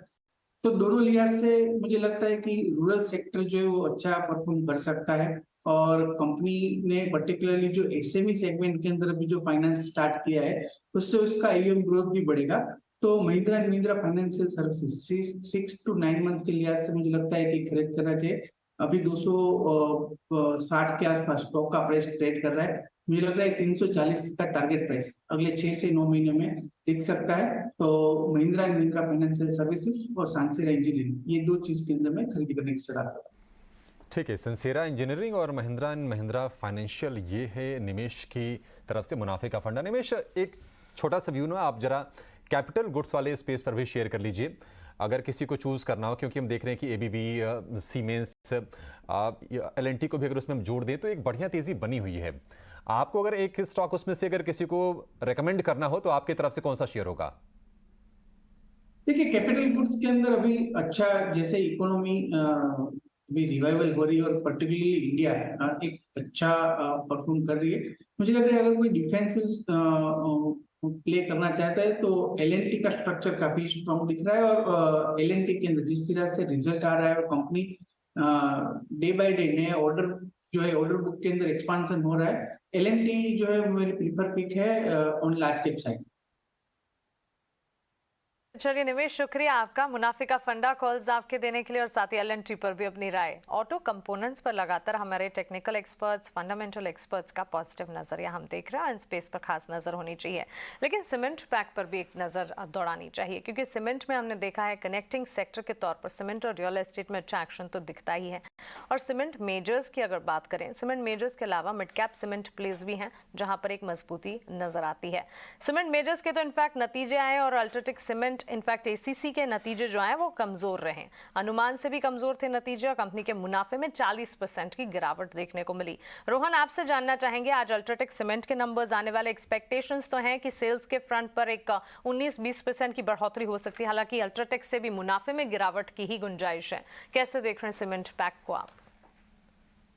हम सीमेंट में निवेश हमने किया अल्ट्राटेक ACC और हम मानते हैं कि यहाँ पे 15 से 20% का ग्रोथ आएगा। इंडिया का जो इंफ्रास्ट्रक्चर स्पेस में जो ग्रोथ हो रहा है और डिमांड है, और specifically UltraTech cement is now pure leader, 27-28% का मार्केट शेयर है। सो ये क्वार्टरली नंबर्स पे इनलाइन एक्सपेक्टेशन से ज्यादा on to the flattish mode पे नंबर्स आ सकते हैं, बिकॉज ऑलरेडी बहुत अच्छा ग्रोथ कर लिया है। और यहाँ पे रीवैल्यूएशन तभी होगा जहाँ पे कुछ एक्विजिशन या कुछ ग्रोथ की परिभाषा और फिर से चेंज होने जाएगी। So on to that point ये क्वार्टर म्यूट जैसा लग रहा है, एक फ्लैटिश पॉइंट जैसा रहेगा, पर ओवरऑल हम 15 to 20% एक्सपेक्ट करते हैं ईयर ऑन ईयर ACC और अल्ट्राटेक को ग्रोथ होने के लिए। ठीक है, तो ACC पर ये व्यू, लेकिन अल्ट्राटेक आज फोकस में होगा और ये रणनीति इनकी तरफ से। लेकिन मिड कैप आईटी की एक बार फिर से जरा बात कर लेते हैं रत्नेश। हमने देखा है कि जो मिड कैप सेगमेंट में जो बाहर है ना, चाहे आप KPIT टेक देख लीजिए या फिर LTTS या फिर LTI माइंट्री, ये तमाम शेयर चल रहे हैं। कल L&T टेक में हमने 10% के आसपास का उछाल देखा, फ्यूचर्स में इनफैक्ट टॉप गेनर्स में शामिल था। आपको लगता है कि ये जो मूव्स हैं अभी ये थकावट आने के कोई संकेत नहीं दिख रहे हैं, तेजी ये बनी रहेगी, या फिर जिन्होंने लोअर लेवल्स पर एंट्री किया है उनको प्रॉफिट टेकिंग कर लेनी चाहिए अब? मिड कैप आईटी में कंटिन्यू एक थोड़ा सा अच्छा परफॉर्मेंस हमको सिलेक्टेड स्टॉक्स में देखने को मिल रहा है। अगर आप पर्टिकुलर एलटीटीएस की बात कर रहे हैं तो एलटीटीएस में कल के सत्र में एक अच्छा वॉल्यूम एक्टिविटी हमको देखने को मिल रही है। डेली चार्ट पे एक राउंडिंग बॉटम फॉर्मेशन भी बनते हुए दिख रहा है। इसको राउंडिंग बॉटम फॉर्मेशन सा कंप्लीट हो जाएगा जब ये 3780 के ऊपर क्लोज दे देगा, तो मेरे हिसाब से इस रैली को अभी ट्रेल मतलब आपको प्ले करते रहना चाहिए और आपका ट्रेलिंग स्टॉप लॉस एक यहाँ पे लगा लेना चाहिए। अगर कल के सत्र में किसी ने पोजीशन बनाई है उनके लिए स्टॉप लॉस रहेगा 3550 रुपए का, और मुझे ऐसा लगता है कि एक बार 3800 रुपए के ऊपर निकलेगा तो इसमें तेजी फिर हमको 4200-4300 तक के लेवल तक भी देखने को मिल सकती है, जहां से इसमें एक बार फॉल स्टार्ट हुआ था 5 दिसंबर को। तो मुझे ऐसा लगता है कि अभी इसमें बने रहे एलटीटीएस में पर्टिकुलर 3550 के स्टॉप लॉस से। कि आप 3550 का एक स्टॉप लॉस और इन स्टॉक्स पर नजर रखें और प्री ओपन मार्केट पर भी आपको एक बार नजर दौड़ानी चाहिए, क्योंकि यहाँ पर हम देख रहे हैं अच्छा एक्शन इस वक्त और एंटिसिपेशन था भी। इनफैक्ट 17800 के लेवल्स पर 17900 के लेवल्स को देखने के बाद इस वक्त निफ्टी जो है संभलने की कोशिश में है। नई सीरीज की शुरुआत, एक्सपेक्टेशंस यही है कि नई सीरीज की शुरुआत अच्छी हो। सेंटिमेंट्स एसडीएक्स निफ्टी से भी वैसे ही नजर आ रहे थे, लेकिन इस वक्त आधे % की थकान हम देख रहे हैं निफ्टी में। और सेंसेक्स अभी आपको दिख रही है, शायद थोड़ी देर बाद माहौल बदल सेटल हो जाएगा। जाएगी थोड़ी देर के बाद, और उम्मीद तो यही है क्योंकि नई सीरीज की शुरुआत हम करने जा रहे हैं। सेंसेक्स को भी देखिए 60,464, लेकिन ये वही निफ्टी और सेंसेक्स हैं जिन्होंने पिछले 4 ट्रेडिंग सेशन से फर्स्ट हाफ से सेकंड हाफ तक जाते जाते इस सफर में, छोटे से सफर में काफी सरप्राइज किया है। तो उम्मीद यही होगी कि ओपनिंग जो है पॉजिटिव नजर आए। इस वक्त प्री ओपन टिक्स आपके टीवी स्क्रीन पर। अपोलो हॉस्पिटल डायग्नोस्टिक और लेबोरेटरीज के स्टॉक पर एक बार नजर डालें। संतोष, आपसे राय जानना चाहूंगी। Doctor Reddy's laboratory, Apollo hospital, ये सारे के सारे स्टॉक में अच्छा खासा मूव दिखा। सन फार्मा बाजार में जहां उतार चढ़ाव रहे वहां डिफेंसिव्स के तौर पर बाजार को संभालने का काम किया। इस वक्त भी हम देख रहे हैं आधे से 1% की तेजी अपोलो हॉस्पिटल में। यस, अपोलो हॉस्पिटल की बात करें तो इसने बेस बनाने की जरूर कोशिश की है 4200 के आसपास। मोमेंटम हालांकि पिकअप नहीं हुआ है। इसको मोमेंटम पिकअप करने के लिए 4470 4500 का जो रेजिस्टेंस एरिया है वो क्रॉस करना पड़ेगा। वो क्रॉस करता है तो फिर हमको एक 4700 का मोमेंटम देखने को मिल सकता है। बट किसी की पोजीशन है तो बने रहना चाहिए। अब स्टॉप लॉस आपका बनता है 4325 का, बट मुझे डॉक्टर रेड्डी ज़्यादा बेटर लगता है। वहाँ एक अच्छा फ्लैग फॉर्मेशन का ब्रेकआउट आया है। स्टॉक ने छोटा सा पुलबैक दिखाया था, 20 डे मूविंग एवरेज पे सपोर्ट लिया, और मुझे लगता है जैसे ही ये 4925 का लेवल क्रॉस करेगा हमको एक 5050-5100 तक की रैली देखने को मिल सकती है। रेड्डीज पे 5000 और 5500 तक के दूसरे लेवल दिख सकते हैं। ये डॉक्टर रेड्डीज पे संतोष का व्यू रहा। एक बार एक रिकैप ले लेता है पूजा के साथ आज के सारे इंपॉर्टेंट स्टॉक्स और उनसे जुड़ी हुई न्यूज, इम्पैक्ट भी आपको लगातार हम बता रहे हैं। पूजा बताएं, मॉर्निंग कौन से स्टॉक्स आपके पास? जी, एक्शन 5 स्टॉक्स में सबसे पहले शुरुआत करते हैं आईआरबी इंफ्रा से। रिंग रोड हैदराबाद के लिए कंपनी ने बोली लगाई। टोलिंग ऑपरेशन मरम्मत के लिए ये बोली लगाई गई है और इसके बाद आईआरबी की जो ऑर्डर बुक है वो बढ़कर 14,500 करोड़ हो जाएगी। पीआई इंडस्ट्रीज 930 करोड़ में 2 कंपनियों का अधिग्रहण किया है फार्मा सेगमेंट में एंट्री करने के लिए, और इस लेवल पर वैल्यूएशंस भी काफ़ी आकर्षक नजर आ रहे हैं। इसके अलावा 2 नतीजे भी काफ़ी अच्छे आए हैं। ग्लेनमार्क फार्मा की बात करें तो आई में 21% की ग्रोथ, मुनाफा 48% से बढ़ा है कंपनी का, और मार्जिन में भी शानदार ग्रोथ देखने को मिली है। तो इसका आज एक्शन एक्सपेक्टेड है स्टॉक पर। और इंडियन होटल्स के भी नतीजे काफ़ी स्ट्रांग नजर आ रहे हैं। आय में 80% से ज़्यादा की ग्रोथ है। मार्जिन देखेंगे तो उस फ्रंट पर भी 236% की ग्रोथ दर्ज हुई है, और मुनाफा भी करीब 370% से बढ़ा है कंपनी का। आखिर में कुछ फंड एक्शन भी हुए हैं जिसके चलते आज 2 स्टॉक्स फोकस में रहेंगे। पहला तो है रेडिएंट कैश। यहाँ पर बीएनपी पारिबा ने 10.5 लाख शेयरों की खरीदारी की है। लगभग 1% का ये शेयर बैठता है। और इसैब इंडिया में निपॉन इंडिया म्यूचुअल फंड ने 3 लाख शेयर्स की खरीदारी की है। 3,345 रुपये प्रति शेयर पर 2.1% स्टेक है ये। और उसी के सामने पीजीआईएम इंडिया म्यूचुअल फंड ने 3.1% स्टेक उनका मार्च 2023 तक का था। तो ये कुछ फंड एक्शन हुए हैं जिसके चलते ये स्टॉक्स फोकस में रहेंगे। बिल्कुल पूजा, शुक्रिया ये सारे के सारे एक्शन स्टॉक्स हमें बताने के लिए। इनमें से चुनिंदा action stocks, majority action stocks को हम डिस्कस भी कर चुके हैं, और बाजार में ये सारे के सारे स्टॉक्स हैं जो कि इन खबरों के चलते रिएक्शन भी दिखाएंगे। ग्लेनमार्क फार्मा प्री ओपन में आप देख रहे हैं करीब 5% की तेजी। टाटा स्टील के चार्ट्स को देखते हैं क्योंकि अगले हफ्ते 2 मई को टाटा स्टील के नतीजे आने वाले। कपिल, एक बार नजर डालें क्वार्टर ऑन क्वार्टर बेसिस पर एक्सपेक्टेशन है कि नंबर्स ठीक रहेंगे। 20 बेसिस पॉइंट्स के आप मूव मार्जिन के फ्रंट पर 5% की बढ़त रेवेन्यूज पर नजर आएगी। लेकिन आपकी राय मेटल पैक पर क्या होगी? करीब आधे % की तेजी है इस वक्त प्री ओपन में।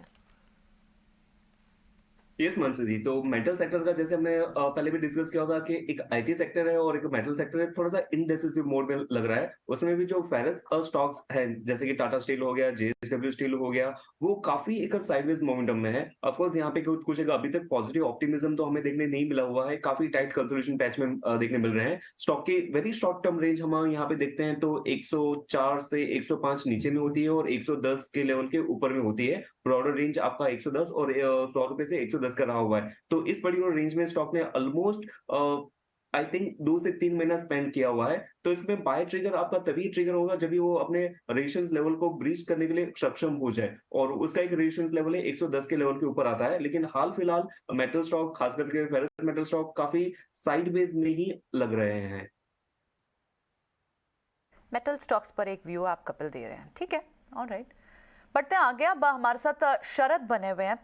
क्या खबर है, हमारा खास सेगमेंट, ये एक सेगमेंट है जहां किसी पर्टिकुलर स्टॉक पे वो एक न्यूज़ लेकर आते हैं, और आज शरद के पास क्या न्यूज़ है, आइए समझते हैं। शरद बताएं, कौन सी न्यूज़ है आपके पास? जी बिल्कुल, सबसे पहले फोकस में रहेगा उग्रो कैपिटल, और यहाँ पे जो है पाटनी फैमिली ऑफिस ने जो है लगभग 3% स्टेक एक्वायर की है कंपनी में, और ये याद रखिए ओपन मार्केट से परचेज हुई है पिछले दिनों में। और इम्पॉर्टेंट बात यह है कि पीएजी जो है सेलर रहा है। ऑफ कोर्स कंपनी की 15 मई को एक मीटिंग भी है जहाँ पे वो कंसिडर करेंगे कैपिटल रेज इक्विटी और डेट द्वारा, और बड़े मार्की इन्वेस्टर्स के साथ भी जो है मीटिंग्स चल रही है। एंड ऑफ कोर्स एक इम्पॉर्टेंट नाम आता है लकी इन्वेस्टमेंट मैनेजर्स, जो कंपनी प्रमोटेड है एस इन्वेस्टर आशीष कचोलिया से। इसके अलावा जो अहम इन्वेस्टर्स ऑलरेडी कंपनी में इन्वेस्टेड है, अगर आप इंस्टीट्यूशन की बात करें तो पीएनबी मेट लाइफ, इसके अलावा एसबीआई लाइफ इंश्योरेंस और गो डिजिट इंश्योरेंस जैसे दिग्गज कंपनीज हैं। हाल ही में कैपिटल रेज भी हुआ था जहाँ पे 340 करोड़ मार्की इंस्टीट्यूशनल इन्वेस्टर्स से आया था, 101 करोड़ QIP था, और अब 240 करोड़ की प्राइवेट प्लेसमेंट ऑफरिंग थी जहाँ पे एक डैनिश फंड हाउस ने जो है पोजीशन लिया था। ऑफ कोर्स जो ग्रोथ कैपिटल आ रही है वो ऑनवर्ड लेंडिंग में यूज़ होने वाली है, और इसके अलावा बैलेंस शीट में भी स्ट्रेंथनिंग देखने मिलेगा। हालांकि स्टॉक जो है एक स्मॉल कैप है, पर इसको ज़रूर HNI इंटरेस्ट मिल रहा है।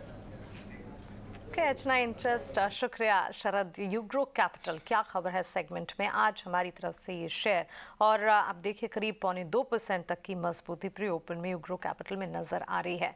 ET नाउ स्वदेश हर रोज क्या खबर है सेगमेंट में अब सुबह सुबह 9:05 पर इसी तरह की खबर, और साथ ही खबर गर्म है सेगमेंट तो है ही, जो कि दोपहर 3 बजे आपके लिए पेश करेगा। रत्नेश, एक बार आप बताइए यूग्रो कैपिटल चार्ट्स कैसे नजर आ रहे हैं? करीब 2% की मजबूती, और इसमें तो फंडामेंटली न्यूज भी आ रही है अब। उग्रो कैपिटल चार्ट में कंसोलिडेशन के बाद में फॉलिंग वेज का ब्रेकआउट आते हुए दिख रहा है। मुझे ऐसा लगता है कि अभी 185-186 के टारगेट हमको नियर टर्म में देखने को मिल सकते हैं। यहाँ पे स्टॉप लॉस बनेगा 169 का, क्योंकि इसमें वॉल्यूम एक्टिविटी भी हमको 18 अप्रैल के सत्र में अच्छी देखने को मिली थी, अपने एवरेजेस के भी ऊपर रेट ट्रेड करने लग गया है। तो मुझे ऐसा लगता है 185-186 अभी नियर टर्म में हमको देखने को मिल जाएगा। उसके बाद में भी एक क्लोजिंग के बाद में 200 रुपए तक के भी टारगेट हमको देखने को मिल सकते हैं। तो 169 के स्टॉप लॉस से बिल्कुल इसमें खरीदी कर सकते हैं। अब से कुछ दिन पहले जहां एक एक्सक्लूसिव खबर हमने बताई थी आपको, उसके बाद से इसकी मूव लगातार चल रही है, और अब इस खबर का इम्पैक्ट मार्केट खुलने के बाद देखना होगा। प्री ओपन में तो आपको दिख रहा है इम्पैक्ट, लेकिन कुछ और स्टॉक्स भी देखते हैं जहां पर अच्छे ब्रेकआउट पैटर्न्स हैं, और वहां पर ट्रेड बनता है क्या। महिंद्रा CI ये एक स्टॉक है। कपिल, आप इसे एक बार देख कर बताएं। कल हम इसे डिस्कस भी कर रहे थे, अच्छे नंबर्स आए थे, इसमें अभी तक एक मूव अभी आई भी नहीं थी महिंद्रा पैक के दूसरे स्टॉक से कंपेयर करें तो, लेकिन अब इसमें ब्रेकआउट पैटर्न बने हुए हैं। क्या फॉलो बाइंग आज भी पॉसिबल है? आप अपने दर्शक मित्रों को रेगुलरली अपडेट कर रहे हैं कि ऑटो के एंसिलरीज में काफी एक अच्छी मोमेंटम है। तो महिंद्रा CI में भी कुछ इस तरीके का ही एक फेज बना हुआ है। स्टॉक काफी टाइम से, मींस लेट्स से कि 2008 से लेके 2023 तक हम देखते हैं तो ऑलमोस्ट 15 साल का एक रेंज हो जाता है कि 15 साल तक स्टॉक ने 314 के लेवल तक लगातार एक रेजिस्टेंस फेस किया होता। उसके बाद में पिछले 2-3 महीनों से हमने एक ब्रेकआउट भी इसमें ऊपर देखने मिले हुए, जो कि काफी एक स्ट्रक्चरल चेंज है अपने आप में स्टॉक में, कि 15 साल का आपका एक रेजिस्टेंस लेवल इसमें ब्रेकआउट होना। अभी ब्रेकआउट होने के बाद में स्टॉक प्राइस का रिट्रेसमेंट होना, थोड़ा कूल ऑफ होना, वो एक आइडियल एंट्री पॉइंट भी इंडिकेट करता है। अभी हम शॉर्टर टाइम फ्रेम पे आ जाते हैं तो स्टॉक ने 332 के लेवल पे एक सपोर्ट लेवल बनाया हुआ था, और पिछले कुछ दिनों से इसके जो रेजिस्टेंस लेवल बने हुए थे 380 का, तो प्रीवियस 2 सेशंस में हमें अच्छे सा एक वॉल्यूम के साथ, एक स्ट्रॉन्ग बुलिश कैंडल के साथ में हमें ब्रेकआउट देखने मिलता है। तो ये एक बुलिश इंडिकेशन साइन है। तो 406 का कभी करंट लेवल है, stock price already upside momentum में है।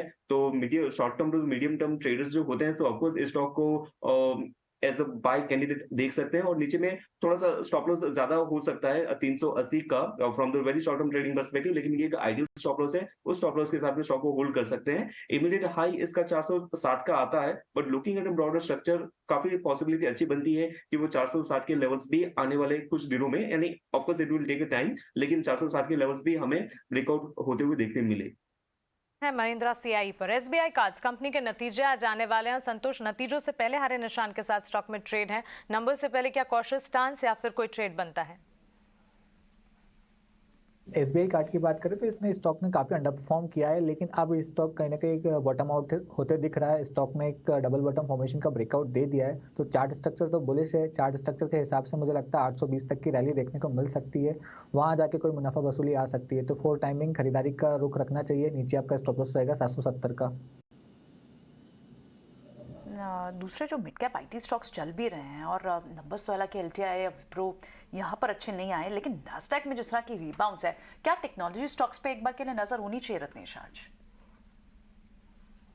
मिड कैप आईटी में जरूर इसमें रख सकते हैं। जैसे अपन ने स्टार्टिंग में भी डिस्कस करा एलटीटीएस पे, वैसे एक टाटा एलेक्सी पे भी आप देखेंगे काफी अच्छा एक बॉटम फॉर्मेशन बन रहा है। कल के सत्र में अच्छी एक एक्टिविटी हमको देखने को मिली है, तो मुझे ऐसा लगता है टाटा एलेक्सी में आने वाले दिनों में हमको 67-6800 के टारगेट देखने को मिल सकते हैं, जिसमें स्टॉप लॉस रहेगा 6400 का। और आपने मास्टेक की बात करी है, तो मास्टेक का चार्ट देखने पे भी कंटिन्यू है कि इसमें अभी तक अंडर परफॉर्मेंस दिख रहा है, पर मुझे अब ऐसा लगता है कि इसमें फॉलिंग वेज का ब्रेकआउट जरूर हमको देखने को मिलेगा। इसमें एक 20 अप्रैल के दिन अच्छी एक वॉल्यूम एक्टिविटी देखने को मिली थी। हालांकि इसको भी नियर टर्म में एक रेजिस्टेंस 1770 का, जो कि इसका 200 मूविंग एवरेज लाइन आता है, तो उसके ऊपर निकलने पे इसमें फिर तेजी बनेगी 1800 रुपए तक के लिए। तो वहां पे भी स्टॉप लॉस लगाना चाहिए 1680 का, खरीदारी कर सकते हैं इस पर। बैंक्स फाइनेंशियल्स पर मेरी नजर जा रही है। एसबीआई और साथ ही इंडसइंड बैंक प्री ओपन में अच्छा एक्शन दिखा रहे हैं। एक्सिस बैंक में भी आधे % की मजबूती। तीनों स्टॉक में से कौन सा स्टॉक पिक करेंगे?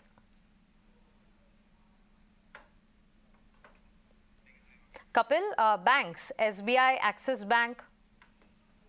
ओके फाइन, तो इन तीनों स्टॉक का अगर हम कंपेयर करते हैं तो ऑफकोर्स पीएसयू बैंक्स अभी काफी ज्यादा एक पॉजिटिव मोमेंटम में रहे हुए हैं प्राइवेट बैंकिंग के स्पेस से, लेकिन एसबीआई अभी काफी अच्छे मूव होने के बाद में एक रेजिस्टेंस लेवल पे आ गया है 568 का। तो 568 के ऊपर का हमें एक मूव देखने मिल जाए तो ये पिछले काफी ट्रेडिंग सेशन का एक ब्रेकआउट होगा, क्योंकि स्टॉक ने कुछ 400-500 नीचे में और 570 ऊपर में रेजिस्टेंस बैंड बनाया हुआ था, तो 570 के ऊपर उसका रुझान काफी पॉजिटिव में हो जाएगा और उसका नेक्स्ट बेस्ट रेजिस्टेंस लेवल हमें देखने मिलता है 600 के लेवल के अराउंड। तो ऑर्डर में अगर देखूं तो सबसे पहले एसबीआई जो 565 के ऊपर 568 के ऊपर ब्रेकआउट देखने मिले, उसके बाद में इंडसइंड बैंक का भी एक व्यू पॉजिटिव रहेगा, क्योंकि इसने एक फ्लैग पैटर्न बना रहा है। फ्लैग पैटर्न एक बुलिश कंटिन्यूस साइन में होती है और फ्लैग पैटर्न का हमने कल के ट्रेडिंग सेशन में ब्रेकआउट भी देखने मिला है और आज के प्री मार्केट सेशन में हमें उसको फॉलो साइन भी देखने मिल रहा है। तो यहाँ पे भी एक पॉजिटिव मोमेंटम देखने मिल सकती है and very short term target इसके 1145 पे अभी चल रहा है, तो 1180 के टारगेट हमें इंडसइंड बैंक में भी देखने मिल सकते हैं। ठीक है, ओके। इंडसइंड बैंक पे आप एक व्यू दे रहे हैं। बाजार में इस वक्त आप देखें तो 18,000 की तरफ तो बढ़ता हुआ आपको निफ्टी दिख ही रहा है। कल हमने 43,000 के ऊपर ही क्लोजिंग दी थी। सो प्री ओपन में और इनफैक्ट अभी जो आप देख रहे हैं ट्रेड्स खुलने में बाजार को 1-1.25 मिनट ही रह गए। देखना होगा कहाँ सेटल होगा, लेकिन तेजी तो दोनों तरफ दिख रही है, दोनों इंडेक्स पर। और ये तेजी अभी जो लेड कर रही है वो आपको गेनर्स में कई सारे काउंटर्स में नंबर्स रिएक्टिव मूवमेंट जरूर दिख रही है, चाहे विप्रो हो, एसबीआई लाइफ हो और कुछ और काउंटर्स में अब इन्फोसिस भी वापस आते हुए आपको दिखाई दे रहा है, क्योंकि टेक्नोलॉजी स्टॉक्स अच्छा रिबाउंड कर रहे हैं। नैस्डैक पे भी one of the best session था कल वहाँ। देखना होगा आज आईटी परफॉर्म करता है या फिर बैंक, क्योंकि जनरली आईटी और बैंक इन रिवर्स मूव करते हैं। लेकिन अगर दोनों सपोर्ट अगर हैवी वेट्स का मिलता है, वहाँ बैंक से सपोर्ट बैंक निफ्टी को मिलता है, एचडीएफसी जैसे बैंक्स पे, तो आपको इंडेक्स और ऊपर दिख सकता है। और यहाँ पर अगर रिलायंस जैसे स्टॉक्स या फिर आईटी भी चलता है तो आपको निफ्टी ऊपर दिख सकता है। अभी फिलहाल बैंक्स हो, फाइनेंस हो, यहाँ पर मूव्स काफ़ी स्ट्रॉन्ग देखने को मिल रही हैं और इनफैक्ट कुछ फार्मास्यूटिकल काउंटर्स भी हैं जो आपको वापस आते हुए दिखाई दे रहे हैं।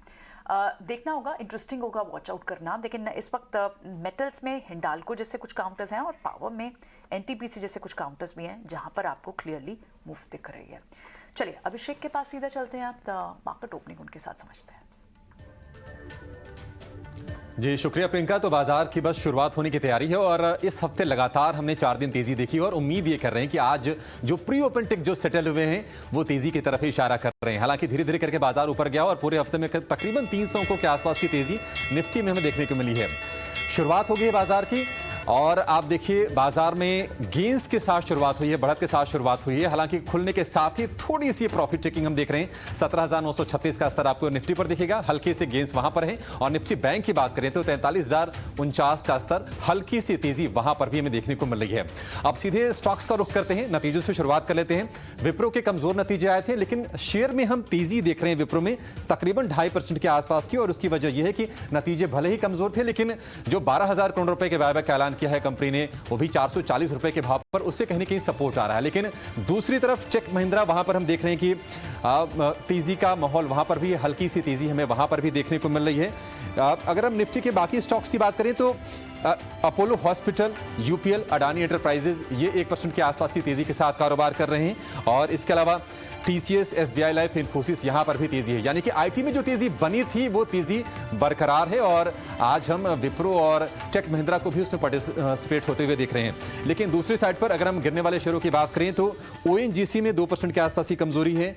एचसीएल टेक करीब 1.5% नीचे है और एचयूएल में 1% के आसपास का दबाव है। लेकिन खास तौर पर हमारे फोकस में आज होगा जीसीपीएल और रेमंड्स के नंबर, क्योंकि रेमंड का जो पोर्टफोलियो अक्वायर किया है एफएमसीजी का, जीसीपीएल को लेकर कंसर्न जताए हैं ब्रोकरेजेस ने और 3% के आसपास की एक डीप कट यहां पर हमें देखने को मिल रहा है। और कल के सत्र में भी हमने देखा था कि शेयर में कमजोरी बनी हुई थी। लेकिन कुछ और स्टॉक्स की अगर हम बात करें तो फार्मा में थोड़ी सी सेलेक्टिव हम कह सकते हैं कि आज थोड़ा सा प्रेशर है, डिवीज लैब में कमजोरी है। लेकिन बजाज फाइनेंस, बजाज फिनसर्व में अच्छी तेजी हमने कल देखी थी, लेकिन बजाज फिनसर्व आज करीब 1% के आसपास की शुरुआती कमजोरी इस शेयर में हमें देखने को मिल रहा है। अगर हम फ्यूचर्स की बात करें तो पीआई इंडस्ट्रीज को लेकर अच्छी खबर आई थी, कुछ डील की खबर आई थी और हम शेयर में देख रहे हैं कि 7% के आसपास का दमदार उछाल है। और जी एंटरप्राइजेज यहां पर भी 2% के आसपास की तेजी हमें देखने को मिल रही है। कोफोर्ज हमने शेयर को चलते हुए देखा है, ये 2% ऊपर है। और इसके अलावा अगर हम वोल्टास की बात करें तो कल हमने तेज पिटाई देखी थी शेयर की, आज भी यहां पर प्रेशर बना हुआ फ्यूचर्स में, तकरीबन 5-5.5% के आसपास की गिरावट वोल्टास के शेयर में देखने को मिल रही है। और फाइनेंशियल स्टॉक्स जहां पर कि हमने इस पूरे हफ्ते में ठीक ठाक बढ़िया तेजी देखी है, लेकिन श्रीराम फाइनेंस में करीब 5.5% के आसपास की आज शुरुआती गिरावट हमें देखने को मिल रही है। हालांकि 8% की डीप कट पे खुला था, थोड़ा सा रिकवर कर रहा है लोअर लेवल से। मिर्जा इंटरनेशनल आज हम देख रहे हैं कि लगातार ये शेयर चला हुआ है और अब थोड़ा सा इसमें थकान का हमें संकेत मिलने लगा है। 5% के लोअर सर्किट पर आज भी ये शेयर ट्रेड कर रहा है। इसके अलावा अगर हम कुछ और शेयरों को देखेंगे तो इंडियन होटल्स के नंबर स्ट्रांग आए थे और इंडियन होटल्स में हम देख रहे हैं कि आज बहुत बड़ी तेजी तो नहीं, क्योंकि कहीं ना कहीं एक रेजिस्टेंस के आसपास से करीब 1% के आसपास की तेजी के साथ ये शेयर ट्रेड करता हुआ हमें दिखाई दे रहा है। गेल हमारे एक्सपर्ट्स के रडार पर यह शेयर जरूर है, लेकिन 3% के आसपास की कमजोरी इसमें है। अगर हम गोदरेज कंज्यूमर की बात करें तो 2.5% अब ये कमजोर होता हुआ। फर्स्ट सोर्स, एसबीआई कार्ड्स, कुछ और शेयर हैं जहां पर फ्यूचर्स में हम 2% के आसपास की कमजोरी आज के सत्र में देख रहे हैं। लेकिन शुरुआती जो बाजार का माहौल है प्रियंका और मानसी, वहां से हम ये कह सकते हैं कि आज चूंकि हफ्ते का आखिरी कारोबार दिन है, लोग ओवरनाइट ट्रेड नहीं रखना चाहते हैं, उसके चलते एक रेंज में आज भी कारोबार होता हुआ दिखेगा। 18,000 पर एक रेजिस्टेंस जरूर है, उसको अगर पार करता है बाजार तो हम तेजी की उम्मीद करेंगे। अदरवाइज आज का दिन 100 अंकों के दायरे में ही निफ्टी बिताएगा। में कारोबार जरूर नजर आ रहा है, लेकिन इट्स अ गुड फ्राइडे और अच्छी शुरुआत हुई है नई सीरीज की, क्योंकि 17,900 के पार अब भी हम खड़े हैं और संकेत हमने दिए भी थे। एसजीएक्स निफ्टी की तरफ से भी इंडिकेशंस थे और जब प्री ओपन में बाजार में हल्की फुल्की सी थकान हो रही थी तब भी हमने आपको बताया था कि थकान सेटल हो गया, 7900 तो कहीं नहीं गया। लेकिन चलिए हमारे टेक्निकल एक्सपर्ट से जानते हैं इस बाजार की शुरुआत को कैसे देख रहे हैं। इस बीच हीट मैप भी आपके स्क्रीन पर है और जहां सबसे ज्यादा कॉन्ट्रीब्यूशन उसमें रिलायंस आगे खड़ा है, इन्फोसिस, टीसीएस, और विप्रो जैसे स्टॉक्स हैं जो कि आज पॉजिटिव कंट्रीब्यूटर्स में सबसे पहले नजर आएंगे। संतोष, कैसे देख रहे हैं मार्केट की ओपनिंग? हैवी वेट्स भी परफॉर्म कर रहे हैं और मिड कैप में भी अच्छी शुरुआत है सीरीज की। यस, शुरुआत हुई है पॉजिटिव नोट पर। हो सकता है थोड़ा ऊपर से प्रॉफिट बुकिंग देखने को मिले, एसजीएक्स के लेवल को हम थोड़ा एडजस्ट करने की कोशिश करें, लेकिन कोई डिप मिलता है तो खरीदारी करना चाहिए। ओवरऑल व्यू पॉजिटिव है ऊपर में, क्योंकि 18,100 का जो टारगेट है शायद वो अचीव होते नजर आएगा। सो निफ्टी और बैंक निफ्टी में दोनों में ही खरीदारी की सलाह ही रहेगी कोई डिप मिलता है तो। लेकिन स्टॉक स्पेसिफिक कई जगह एक्शन देखने को मिल रही है। आज मिड कैप आईटी में फिर से मोमेंटम देखने को मिल रहा है, जैसे कोफोर जैसे शेयर्स में, कुछ छोटे पीएसयू स्टॉक्स में आज भी मोमेंटम है। एक मेरी नज़र सिंजीन पर है। सिंजीन में आज मॉर्निंग में अच्छा प्राइस वॉल्यूम एक्शन देखने को मिल रहा है, तो इस स्टॉक पर नज़र रखना चाहिए। यहाँ पर और तेजी बढ़ते नजर आ सकती है। यहाँ पे एक काफ़ी अच्छा ब्रेकआउट आया है, यहाँ 700 रुपये तक की एक रैली देखने को मिल सकती है, तो यहाँ पर एक नज़र होना चाहिए। ओके, आज ट्रेड आपको आईटी साइड ज्यादा दिख सकता है। बैंक निफ्टी अभी हम जैसे डिस्कस भी कर रहे थे, आईटी वर्सेस बैंक्स होते हैं, और आप देखिए बैंक स्लिप हुए हैं। एक रीजन इसलिए भी है क्योंकि बॉन्ड यील्ड बढ़ी है, तो बैंक्स इस वजह से भी थोड़े दबाव में रहते हैं। और आईटी क्योंकि आपको ग्लोबली एक अच्छा एनवायरनमेंट दिख रहा है, अर्निंग्स अच्छी आ रही है। और आप यहाँ पर भी देखें, पहले 5 बड़े काउंटर्स में से आईटी के कई काउंटर्स होंगे। अब समझ लेते हैं क्या ट्रेड्स होने चाहिए एक्सपर्ट से। क्या लेंगे आप कपिल? स्टार्टिंग में ही जिस तरह की आईटी की मूव है, और इनफैक्ट मिड कैप आईटी क्यों, लार्ज कैप आईटी के भी स्टॉक्स चल रहे हैं, इन्फोसिस वापस आ रहा है, विप्रो में अच्छी बढ़त है। क्या ट्रेड टेक्नोलॉजी साइड सस्टेन करेंगे? आईटी सेक्टर का अभी जो हमें इंडेक्स देख रहा हूँ तो काफी सारे स्टॉक लाइक सकते हैं। एम्फेसिस 2% से ऊपर है, तंदर भी 2-2.5% से ऊपर है, कोफोर्ज भी काफी ऊपर में है। तो अगेन जो लीडिंग पैक है वहां पे mid cap and small cap IT perform कर रहे हैं। ऑन द रिवर्स साइड अगर मैं आईटी में सबसे लूजर्स में देखता हूं तो एचसीएल टेक है, जहां पे 1% की हमें गिरावट देखने मिली है। टेक महिंद्रा भी ऑलमोस्ट फ्लैट ही है। लेकिन बैड की बात आती है तो यहाँ पे कोफोर्ज, जिसका स्ट्रक्चर हम पहले से भी एनालिसिस करते आ रहे थे, और जो उसके पहले के जो 4130 का जो 2 से 3 दिन का इसका जो रेजिस्टेंस रहा हुआ था, तो वो रेजिस्टेंस हमें आज ब्रीच होते हुए देखने मिल रहा है, और 4151 के लेवल पे भी ट्रेड कर रहा है। तो यहाँ पे ये जो ब्रेकआउट है आईटी सेक्टर्स में भी मिड कैप स्मॉल कैप में कुछ ट्रिगर देखने मिल रहा है, और एक one of the leading stock है from the mid cap and IT. तो यहाँ पे एक पॉजिटिव मोमेंटम कंटिन्यूएशन हो सकता है। 4150 के यहाँ पे ट्रेड कर रहा है, तो इसका इमीडिएट रेजिस्टेंस हमें कुछ 4300 की यहाँ पे देखने मिल रहा है। तो 50 एक पॉइंट की बढ़ोतरी हमें देखने मिल सकती है। बैंक्स और प्रेशर में आ सकते हैं। आईटी काउंटर्स पर तो ट्रेड बन रहा है। बैंक्स में आप देखिए, एक्सिस बैंक को हम थोड़ी देर पहले डिस्कस भी कर रहे थे कि कुछ पैमानों पे, कुछ फ्रंट्स पे तो नंबर अच्छे आए, लेकिन कुछ फ्रंट्स पे नंबर ने डिसअपॉइंट भी किया। तो क्या दबाव होगा? बिल्कुल दबाव है। 1% का दबाव आपको एक्सिस बैंक पे दिख रहा है, और आपको शॉर्ट्स और आपको थोड़ी प्रॉफिट बुकिंग होती हुई दिख रही है फाइनेंस काउंटर्स में, बजाज फाइनेंस, फिनसर्व, जहां अच्छे नंबर्स के बाद ट्रेड बन चुका है।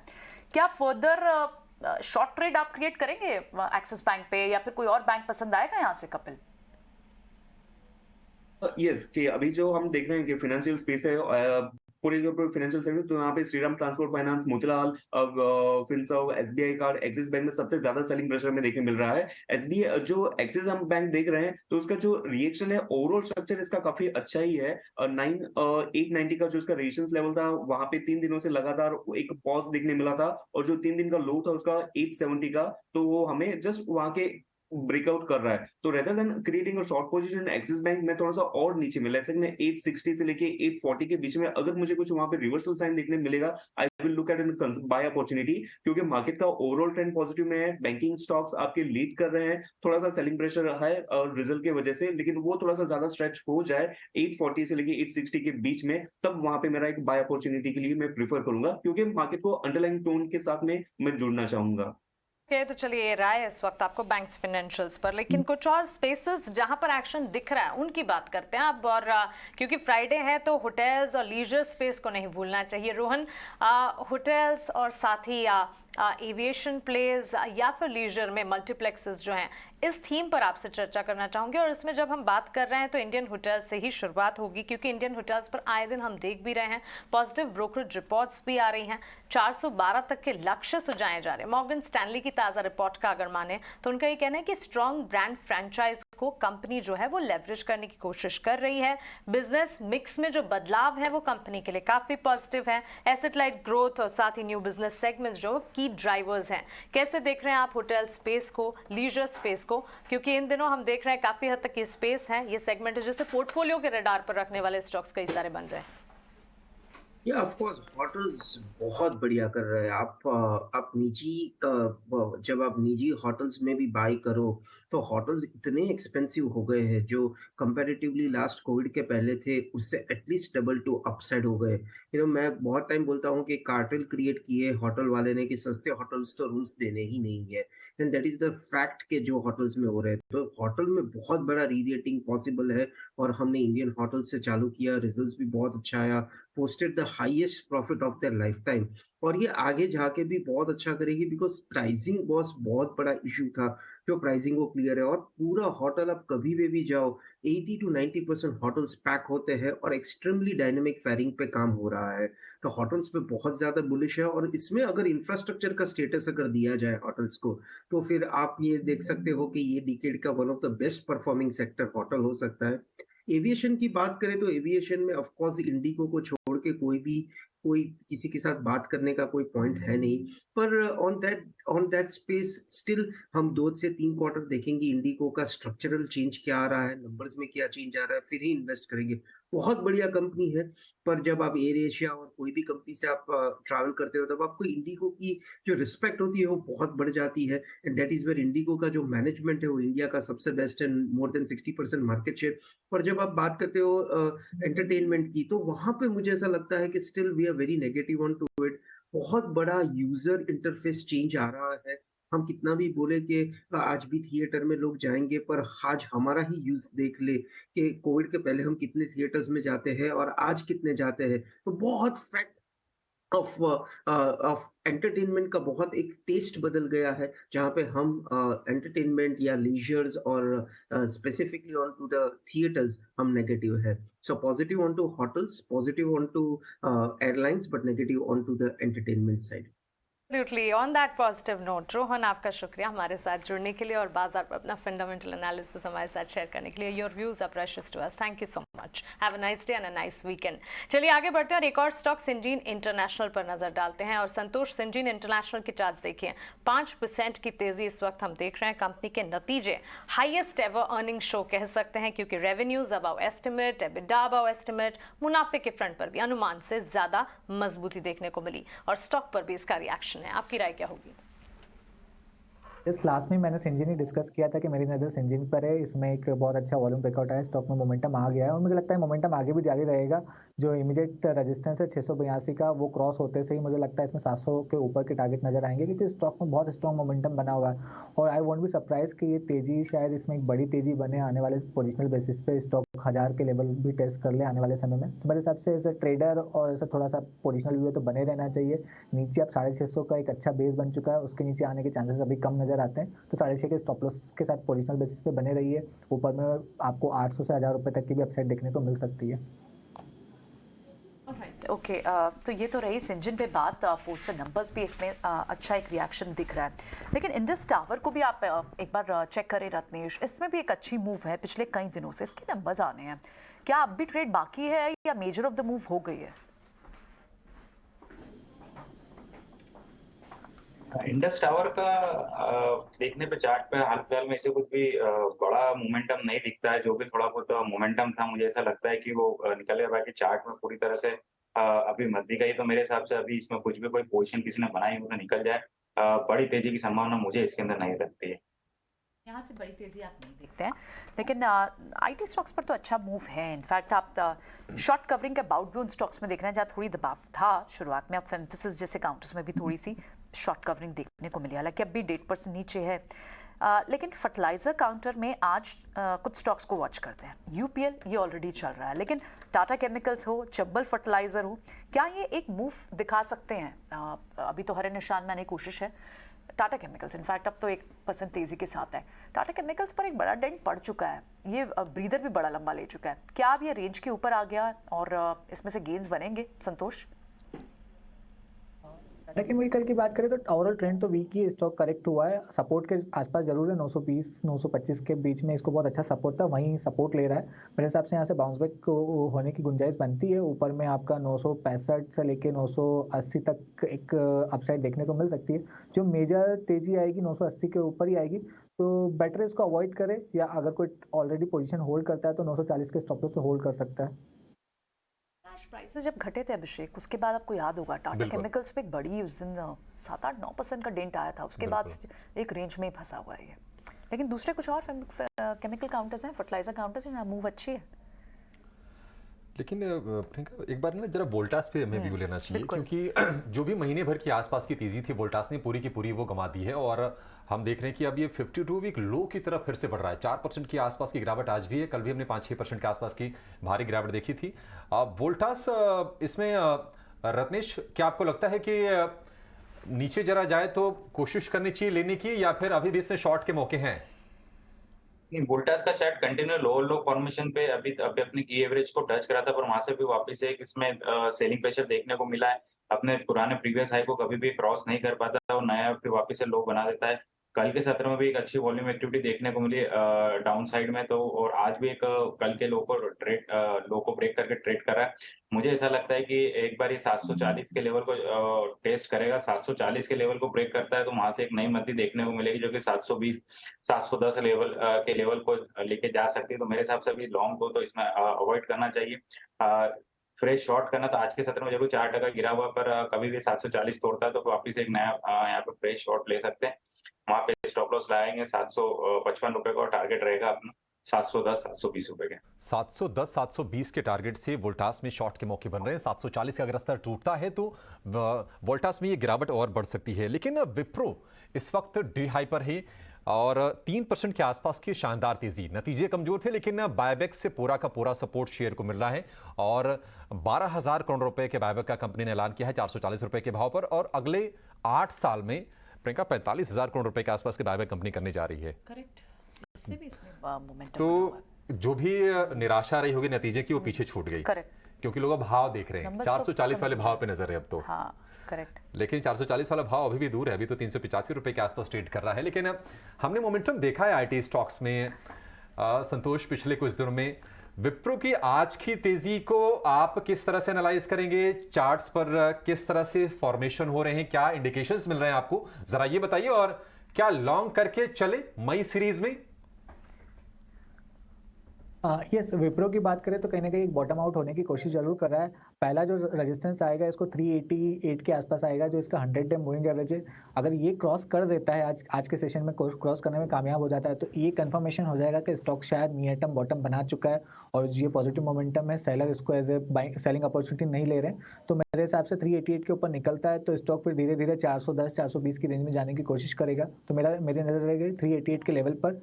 अगर उसके ऊपर निकलता है तो मैं 380 के स्टॉप लॉस से खरीदारी की सलाह दूंगा। कोफोर्ज पर व्यू दीजिए। कोफोर्ज को अभी खरीदना है क्या, अगर हम आज की भी बात करें तो? संतोष? यस, कोफोर्ज का चार्ट स्ट्रक्चर काफी स्ट्रांग है। कोफोर्ज में एक क्लासिकल एक double bottom formation, W bottom formation का ब्रेकआउट आया है। इमीडिएटली एक हर्डल जरूर है इसमें 4220 का, लेकिन मुझे लगता है वो क्रॉस हो जाएगा और स्टॉक धीरे धीरे 4400 की ओर बढ़ते नजर आएगा। तो यहाँ कन्विक्शन अच्छा है। नीचे आप 4100 का स्टॉप लॉस मेंटेन करके चले, ऊपर में 4400 तक की अपसाइड देखने को मिल सकती है। ठीक है, आईटी स्टॉक्स पे आज पलड़ा भारी है एक्चुअली। उसी की वजह से आप देख रहे हैं कि निफ्टी इतना गिरा नहीं है। बिल्कुल, बैंक निफ्टी तो बैंक्स तो चल ही नहीं रहे, और वो बॉन्ड डील का भी एक रीजन है। बॉन्ड डील भी वहाँ बढ़ी है और लग रहा था आज आईटी डोमिनेटेड बैंक्स से चले हैं प्रियंका, चूंकि शुरुआत में बैंक ने ही सहारा दिया शुरुआत के 3 दिनों तक, तो आज थोड़ा सा वहां से लैकलस्टर परफॉर्मेंस जरूर है। लेकिन आईटी में स्ट्रॉन्ग मूव्स हैं। अब तो जो बड़े वाले स्टॉक्स हैं, छोटे वाले, आज आप उसमें डिफरेंशिएट नहीं कर पाएंगे। एग्जैक्टली, आज हेवीवेट्स भी चल रहे हैं, ऐसा नहीं कि सिर्फ मिड कैप आईटी चल रहे हैं। तो और कुछ फार्मा में भी हम देख रहे हैं कि सिलेक्टिव बाइंग है। आप सिंजीन को अगर देखेंगे तो लगातार मूव्स बने हुए हैं। पिछले महीने भर में तकरीबन 20% के आसपास की तेजी है, लगातार तेजी है, और आज भी आप देखेंगे तो 4-4.5% के आसपास की इसमें अच्छी खासी बढ़त है। कपिल, सिंजीन पर जरा व्यू दीजिए। ये शेयर थकेगा या फिर ऐसे ही चलता रहेगा? सिंजीन का बेसिकली हम जो पिछले काफी टाइम से देख रहे हैं तो एक साइडवेज मोमेंटम ही रहा होगा, लेकिन ये साइडवेज मोमेंटम काफी अप ट्रेंड के बाद में आया था। ये स्टॉक कुछ तकरीबन 30 हफ्तों से एक ही रेंज में है। नीचे में कुछ 530 का लेवल बनता था, ऊपर में 640-650 के लेवल के हमें देखने मिलते थे। लेकिन आज के सत्र में हम देख रहे हैं कि उसका एक डेसिसिव ब्रेकआउट देखने मिला हुआ है। अंडरलाइन टोन उसका साइडवेज टू पॉजिटिव में था। तो पहले की जो बहुत अच्छी मोमेंटम आई थी वो उसने डाइजेस्ट की हुई है और वहां पे उसने अपनी स्ट्रेंथ जनरेट की और यहाँ से एक फ्रेश अपसाइड मोमेंटम हमें देखने मिल रहा है। और हालांकि फार्मा सेक्टर्स भी एज अ वोल हम देखते हैं तो एक स्ट्रक्चरल चेंज हमें वहां पे देखने मिल रहा है। तो मुझे लग रहा है कि इस टाइम का जो ब्रेकआउट आया हुआ है वो काफी जेन्युइन है और सस्टेन हो सकता है, और आगे के दिनों में हमें और एक बढ़ोतरी देखने मिल सकती है सिंजिन में। इसे हमने डिस्कस किया था, दोबारा आपको कपिल से भी राय मिल रही है कि सिंजिन आपको यहाँ बाय करना है, लेकिन कुछ दूसरे स्टॉक्स में आपको हेवी वेट्स में लार्सन एंड टुब्रो इनमें भी एक मूव दिख रही है, और इनफैक्ट रिलायंस पे भी 1% तक की तेजी है। क्या कैपिटल गुड स्पेस से एल&टी जैसे स्टॉक्स, और इनफैक्ट फॉर दैट मैटर इस स्पेस में फिर से आपको ABB cements post the numbers और ग्लोबल कमेंट्री के चलते आपको वहाँ में एक मूव दिखी, एबीबी रब ऑफ दिख रहा है, एल&टी को अब एक ब्रीदर के बाद संतोष क्या प्लस करना चाहिए? यस डेफिनेटली हम कैपिटल गुड्स पे अभी भी काफ़ी बुलिश है और मुझे लगता है ये आउट परफॉर्मेंस जारी रहेगा। एल&टी ने एक पुल बैक दिखाया था और पुल बैक के दौरान इसने अपने इंपॉर्टेंट मूविंग एवरेज पे सपोर्ट लिया और फिर से अपना ट्रेंड रिज्यूम कर रहा है, तो मुझे लगता है मोमेंटम जारी रहेगा। 2500 रुपये तक की अपसाइड आसानी से हमको देखने को मिल सकती है। नीचे अब 2240 एक अच्छा सपोर्ट बन गया है। मेरी नज़र BHEL पे भी होगी, वो स्टॉक भी रेडी है ब्रेकआउट के लिए। इस स्टॉक में भी एक क्लासिकल डबल बॉटम फॉर्मेशन बना है, वो भी अपने 200 दिन के मूविंग एवरेज के ऊपर, और जैसे ही 80 का लेवल क्रॉस करेगा आपको इसमें एक 100 रुपीज़ तक का वन साइड अपसाइड देखने को मिल सकता है। सारे PSU स्टॉक्स में आज मोमेंटम देखने को मिल रहा है। आज REC PFC जैसे स्टॉक्स पर भी नज़र रखना चाहिए, वहाँ भी एक मल्टी मंथ ब्रेकआउट आते नज़र आ रहा है। ये एक व्यू रहा है। इनफैक्ट आप देखें ना तो अब टेक महिंद्रा वहां पर भी मूव है, लगभग 1.5% तक की मूव वहां पर भी है, पिछले कुछ मिनटों में बढ़ी है।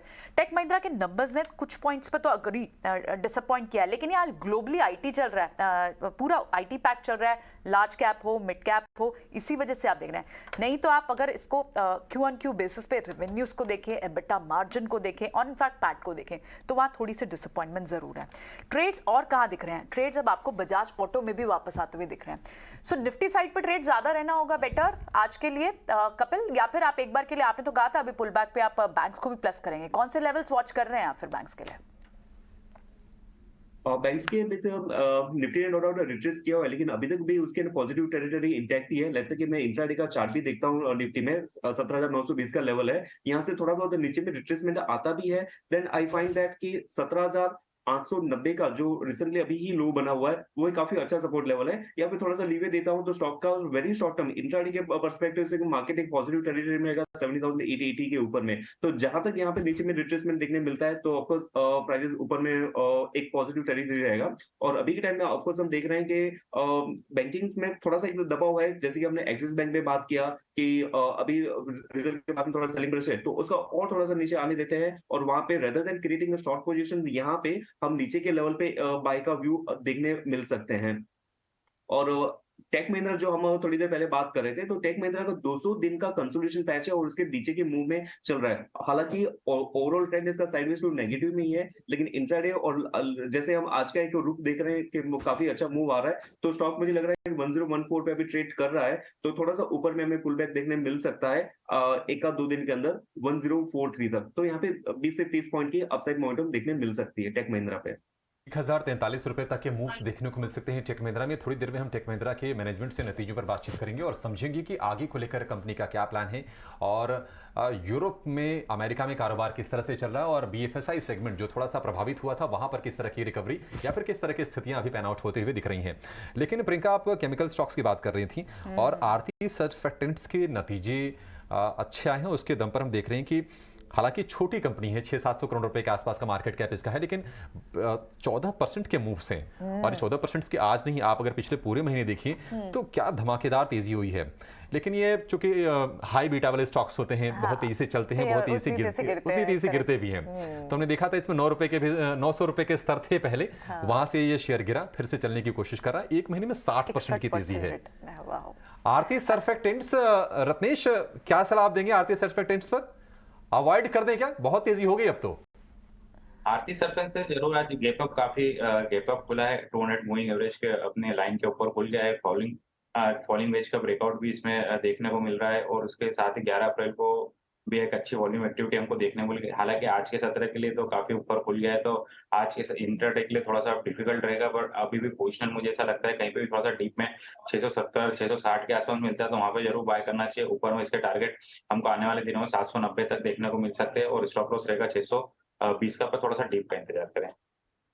620 का स्टॉप लॉस के साथ थोड़ा सा नीचे आए तो आपके लिए लेने के मौके अच्छे बन जाएंगे आरती सर्फेक्टेंट्स में। लेकिन अगर हम रेलवे स्टॉक्स की बात करें तो आरवीएनएल 2 दिन तक थोड़ा सा सुस्ताया, अपनी थोड़ी सी नरमी वाले प्लेटफॉर्म पे ये खड़ा रहा, लेकिन आज फिर से एक्सप्रेस तेजी दिखा रहा है। 5-6% के आसपास की तेजी आप रेल विकास निगम में देख सकते हैं। लेकिन आरवीएनएल के अलावा कुछ और भी स्टॉक्स हैं, आईआरएफसी है, राइट्स हैं, ये तमाम स्टॉक्स में भी हम तेजी देख रहे हैं। तो रेलवे वाले सेगमेंट में लगातार फोकस बना हुआ, और जिस तरह से खबरें आ रही हैं, क्योंकि आरबीएनएल को 200 वंदे भारत ट्रेनें बनानी है, हर ट्रेन सेट का इनको 120 करोड़ रुपए मिलेंगे, रूस की कंपनी के साथ इनका कंसोर्शियम है, तो निश्चित तौर पर मौके तो यहाँ बने हैं। और शेयर ये चला भी बहुत है, चल चुका है। ये सावधानी आपको बरतनी पड़ेगी बाजार में जब भी आप किसी शेयर को एसेस करते हैं। सिर्फ तेजी देखकर आप नहीं ले सकते, क्योंकि कई बार क्या होता है कि वैल्यूएशंस के काफी ज्यादा हाई हो जाने का रिस्क हो जाता है और वो भाव को जस्टिफाई नहीं कर पाते हैं। लेकिन रेलवे स्टॉक्स में अगर हम कपिल आपसे पूछें, कहीं स्टॉक पिकिंग के आपको मौके दिख रहे हैं क्या? हम आरवीएनएल के बारे में राय नहीं चाहेंगे आपसे।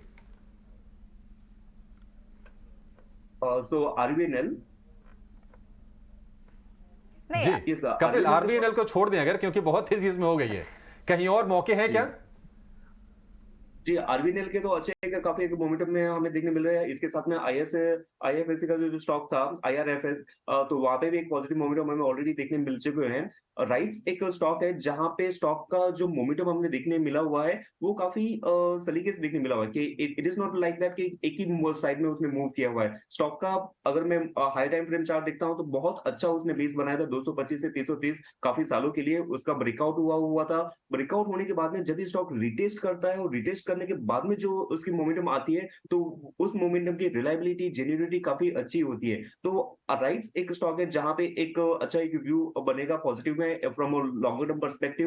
तो यहाँ पे एक जैसे कि शॉर्ट टर्म में स्टॉक प्राइस काफी मूव हो गए हैं, तो मोमेंटम को चेस करने के बजाय स्टॉक को नीचे में थोड़ा सा एक्यूमुलेट करना चाहिए। सो 395 करंट लेवल से भी हम एक्यूमुलेशन इसमें स्टार्ट कर सकते हैं, और एक्यूमुलेशन का लेवल नीचे में 370 का रहेगा जो उसका पहले का एक ब्रेकआउट लेवल था। तो रिटेस्ट करता है तो वहां पे एक्यूमुलेशन कर सकते हैं, और उसके ऊपर में टारगेट जो हमें देखने मिलते हैं तो 430 440 के ऊपर में हमें देखने मिल सकते हैं। तो राइट्स पे एक एक्यूमुलेशन का व्यू रहेगा 390 से 370 के रेंज में, और ऊपर में 430 और उसके ऊपर के हमें लेवल्स देखने मिल सकते हैं। ठीक है, तो आपको 370 के पास जब मिले आप इसे एक्यूमुलेशन जोन है, इसे बाय कर लें।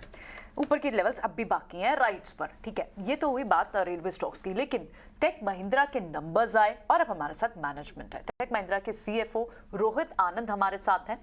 नंबर्स में जो मॉर्निंग मिस्टर आनंद, क्योंकि जो नंबर्स में मेजर क्वेश्चन दिख रहा है उसमें आपके EBITDA मार्जिन्स की Q&Q बेसिस बात करें वो 238 BPS से डाउन है, साथ ही आपके पैट में भी रेवेन्यू फ्लैट्स देखने को मिले हैं।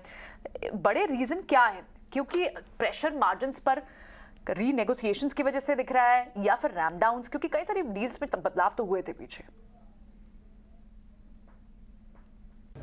हमने रीनेगोशिएशन का प्रेशर अभी नहीं देखा है, जो एक कोई ब्रॉड बेस्ड ऐसा कोई ट्रेंड नहीं है, बट ओवरऑल आई थिंक जैसे कि बहुत सारे डील्स पिछले 1.5-2 साल में ट्रांसफॉर्मेशन के थे, वो थोड़ा मिक्स चेंज होके vendor consolidation, cost efficiency programs पे आ रहे हैं। तो जनरली थोड़ा सा different dimension, but exactly from a renegotiation perspective ऐसा कोई ट्रेंड हमें देखने को नहीं मिल रहा है। पाइपलाइन अभी भी स्ट्रॉन्ग है,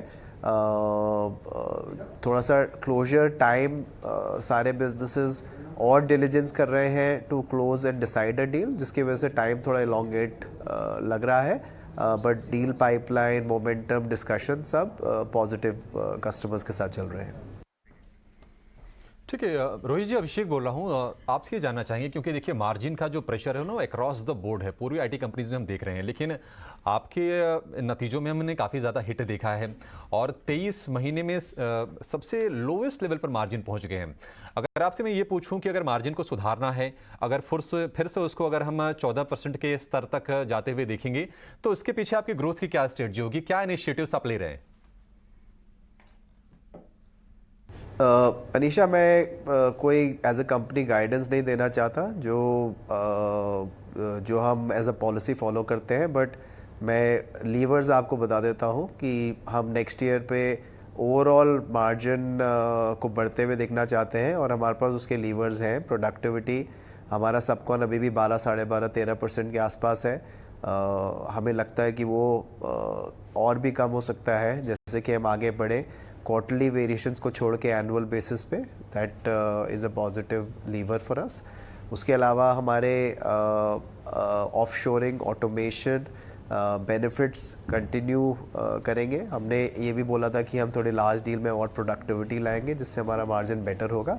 एंड जोग्राफी मिक्स, जैसे जैसे हम ज़्यादा बिजनेस यूरोप एंड अमेरिका में कर रहे हैं उससे हमारा मार्जिन मिक्स भी बेटर रहेगा। एंड मैंने ये भी बोला था कि हम non strategic low margin business को कंटिन्यू टू डीप्रायोरिटाइज एंड आइदर उसको रोकेंगे, बंद करेंगे या फिर उसको बेचेंगे। वो हमारा काम जारी है एंड हम पोर्टफोलियो को क्रिएटिव करते रहेंगे जैसे जैसे हम आगे बढ़ते हैं।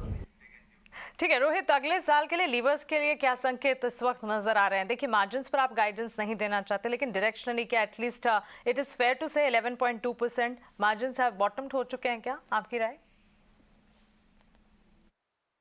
हाँ, सो अगर आप ईयर ऑन ईयर देखेंगे नेक्स्ट ईयर के लिए हमारा सारे जो लीवर्स हमारे पास है इसको पॉजिटिव की तरफ ही लेके जाएगा।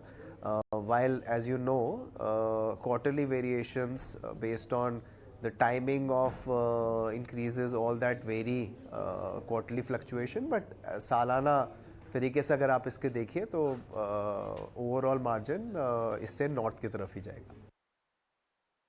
ओके राइट रोहित, बट ये वीकनेस क्यों दिख रही है और क्या किसी सेगमेंट्स या फिर ज्योग्राफीज की आप बात करना चाहेंगे जहाँ से वीकनेस हो सकती है?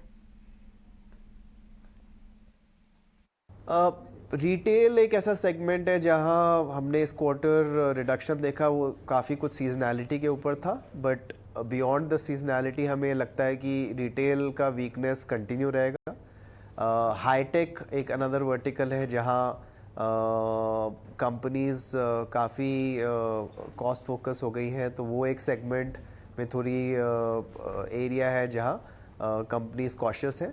Those two segments I would call out. Otherwise, I think हमारा manufacturing segment is growing positively. Communication में जैसे कि आपको थोड़ा seasonality होता है 1Q में, वो तो हर साल का ट्रेंड हमें देखने को मिलता है, बट उसके अलावा as a segment these are the ones जहाँ मुझे थोड़ा softness as a macro environment देखने को मिल रहा है, जो मैं आपके साथ शेयर कर रहा हूँ। ठीक है रोहित जी, बहुत शुक्रिया आपका हमें समय देने के लिए और नतीजों पर बातचीत करने के लिए और आगे का आउटलुक भी हमसे शेयर करने के लिए। तो मार्जिन पर हिट ज़रूर है, नतीजे कमज़ोर ज़रूर आए हैं, लेकिन टेक महिंद्रा अभी भी देखिए आप 1% की तेज़ी के साथ ये आज ट्रेड कर रहा है। लेकिन लौटेंगे जरा बाजार पर, और बाजार में अगर हम बैंकिंग स्टॉक्स में खास तौर से मिड कैप फोकस्ड बैंक की बात करें, अगर हम इंडियन बैंक या फिर सेंट्रल बैंक, इन दोनों ही शेयरों पर कल हमारे एक्सपर्ट्स ने आपको खरीदारी की राय दी थी। कल के क्लोजिंग शो में आपको खरीदारी की राय दी गई थी और अब आज देखिए 3.5% की बढ़िया तेज़ी देखने को मिल रही है। इनफैक्ट अगर हम सेंट्रल बैंक को अगर देखें तो पिछले महीने भर से अच्छी चाल इसने पकड़ रखी है। छोटे साइज का बैंक है, प्राइस के वाइज से भी लोगों को थोड़ा अट्रैक्टिव लगता है, लेकिन इस पर जरा कपिल आप गाइड कीजिए। सेंट्रल बैंक 30 रुपए के आसपास के भाव है, महीने भर में 23-24% के आसपास की तेजी हो चुकी है और मोमेंटम में किसी थकावट के संकेत तो वैसे हम देख नहीं रहे हैं। क्या आपको लगता है कि जिनके पास हैं वो होल्ड करें या फिर जिन्होंने लिए हैं 20-22 रुपए के आसपास वो प्रॉफिट बुकिंग कर लें हम? ओके, सेंट्रल बैंक में जैसे हमें पता है कि स्टॉक में मोमेंटम काफी अच्छी है और पीएसयू बैंक्स में और उसके जो सेकंड टायर स्टॉक्स है वहां पे काफी अच्छी मोमेंटम देखने मिली हुई है। इस महीने में स्टॉक ने 25% की बढ़ोतरी दर्ज की हुई है। इस वीक में 14% की अपसाइड मोमेंटम और आज के दिन में कुछ 4% के अराउंड की मोमेंटम चल रही है। तो स्टॉक के मोमेंटम तो काफी पॉजिटिव में है, लेकिन इस पॉजिटिव मोमेंटम के साथ में जो 30 का लेवल है वो हिस्टोरिकली एक रिवर्सल पॉइंट देखने मिला था, जहां के लास्ट टाइम जब ये स्टॉक 30 रुपए पे था तो 30 रुपए से घट के वो स्टॉक 22 रुपए के यहाँ पे आया था। तो एक सिग्निफिकेंट इरोजन इस स्टॉक पे हमें देखने मिला हुआ था 30 लेवल के अराउंड। तो 30 का लेवल हिस्टोरिकली एक सेलिब्रेशन रहा हुआ था, तो यहाँ पे एटलीस्ट पार्शियली प्रॉफिट बुक तो करना चाहिए। तो और 30 लेवल के 30.50 या 30.60 के लेवल के ऊपर सस्टेन करता है तो स्टॉक प्राइस में और भी थोड़ी बढ़ोतरी मोमेंटम देखने मिल सकती है 33 तक की। बट रेदर देन 33 को लेवल को हम डायरेक्टली देखें तो पार्शियल प्रॉफिट बुकिंग हम इस लेवल पे कर सकते हैं।